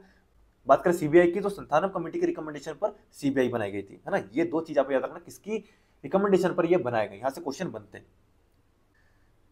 बात करें पावर ऑफ लोकपाल, है ना, superintendence and direction over any central investigation agency including CBI for cases refer to them by Lokpal. तो लोकपाल सीबीआई सहित किसी भी केंद्रीय एजेंसी को यहाँ पे निर्देश दे सकता है, ठीक है, जांच के आदेश दे सकता है। और ये जो लोकपाल है इसको सिविल प्रक्रिया संहिता के तहत शक्तियां प्राप्त हैं, ठीक है, सिविल प्रोसीजर कोड के अंडर इसको पावर मिली हुई है। अब बात करते हैं other important organisation in news. Okay, तो देखो इसमें सबसे पहला क्या है हमारा NCBC, national commission for backward classes. तो इसमें हमको क्या याद रखना है, ये कॉन्स्टिट्यूशनल बॉडी अंडर आर्टिकल 338 सब क्लोज बी, जो कि कॉन्स्टिट्यूशन में कब एड किया गया था, 102nd कॉन्स्टिट्यूशनल अमेंडमेंट एक्ट 2018, है ना, ये याद रखना है। बात करें पावर की, तो commission has all the power of civil code, तो ये हो गया आपका। बात करें national commission on schedule caste, इसमें आपको क्या याद रखना है, ये भी एक कॉन्स्टिट्यूशनल बॉडी है, संवैधानिक निकाय है ना, under article 338 of the constitution. बाकी इसमें कुछ काम का नहीं है। इसके बाद नेक्स्ट क्या है हमारा यूपीएससी, है ना, तो article 315 state that there shall be a public service commission for the union and a public service commission for each state. तो ये किस आर्टिकल में है, आर्टिकल 315। इसको अपॉइंट कौन करता है, प्रेसिडेंट। टर्म कितनी है इसकी, 6 ईयर या 65 year of age, whichever is earlier, जो पहले हो जाए।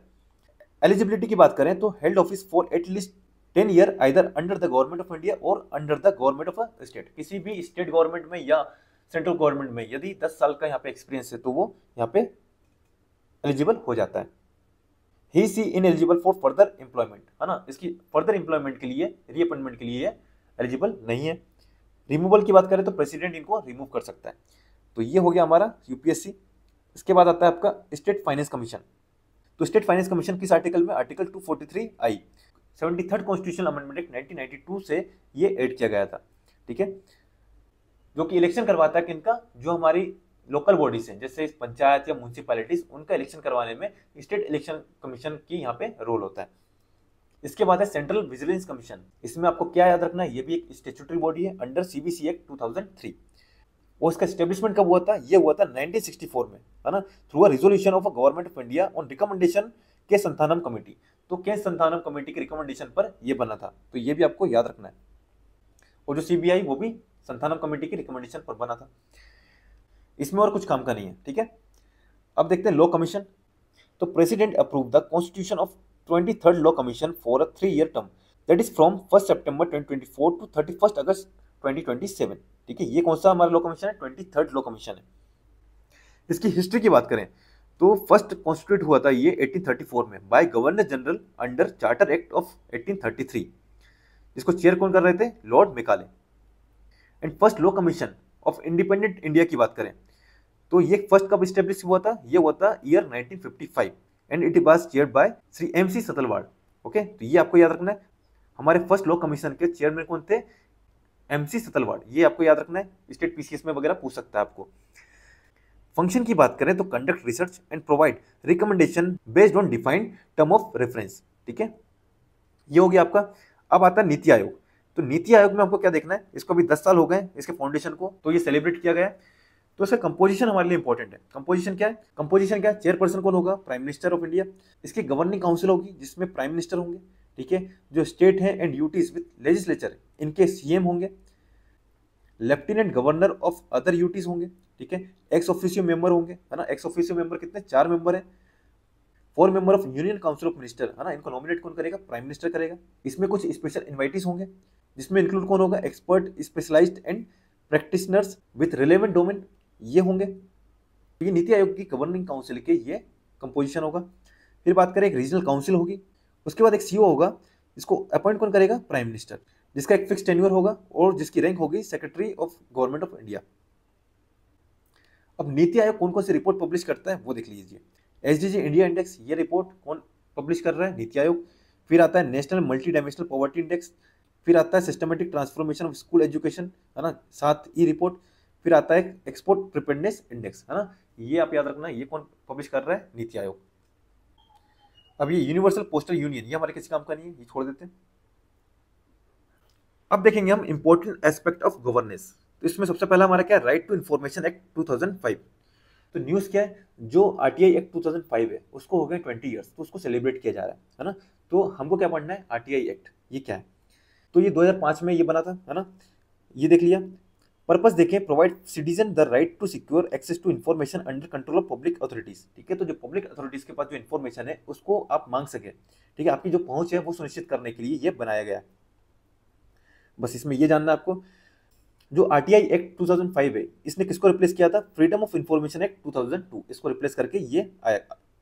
स्पेसिफिकेशन देखें, इंस्टीट्यूशनल फ्रेमवर्क, है ना, तो इसकी डिटेलिंग क्या है, इसमें central and state information commission यहाँ पे बनाया जाएगा।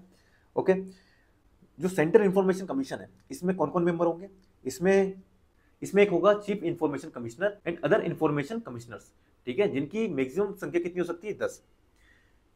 और जो चीफ इंफॉर्मेशन कमिश्नर है, अदर इंफॉर्मेशन कमिश्नर है, ठीक है, इनकी नियुक्ति, इनको अपॉइंट कौन करेगा, president on recommendation of a committee consisting of, है ना। इस कमिटी में कौन कौन होगा, प्राइम मिनिस्टर होगा जो चेयरपर्सन ऑफ कमिटी होगा। उस कमिटी में कौन कौन होगा, प्राइम मिनिस्टर जो इस कमिटी को हेड करेगा, leader of opposition in Lok Sabha and union cabinet minister nominated by prime minister. जो ये चीफ इंफॉर्मेशन कमिश्नर है और इंफॉर्मेशन कमिश्नर्स जो है, इनका जो टेन्यूर है वो कितना होगा, 3 साल, ठीक है। अब इसमें कुछ पीआईओ होंगे सेंटर और स्टेट लेवल पे। पीआईओ का फुल फॉर्म क्या है, पब्लिक इंफॉर्मेशन ऑफिसर्स, ठीक है, in every public authority to provide information to person requesting for information under this act, ठीक है। तो ये यहाँ पे इंफॉर्मेशन प्रोवाइड करेंगे। तो ये हो गया हमारा, बस इसमें यही हमको याद रखना था, ये जानने वाली चीज है।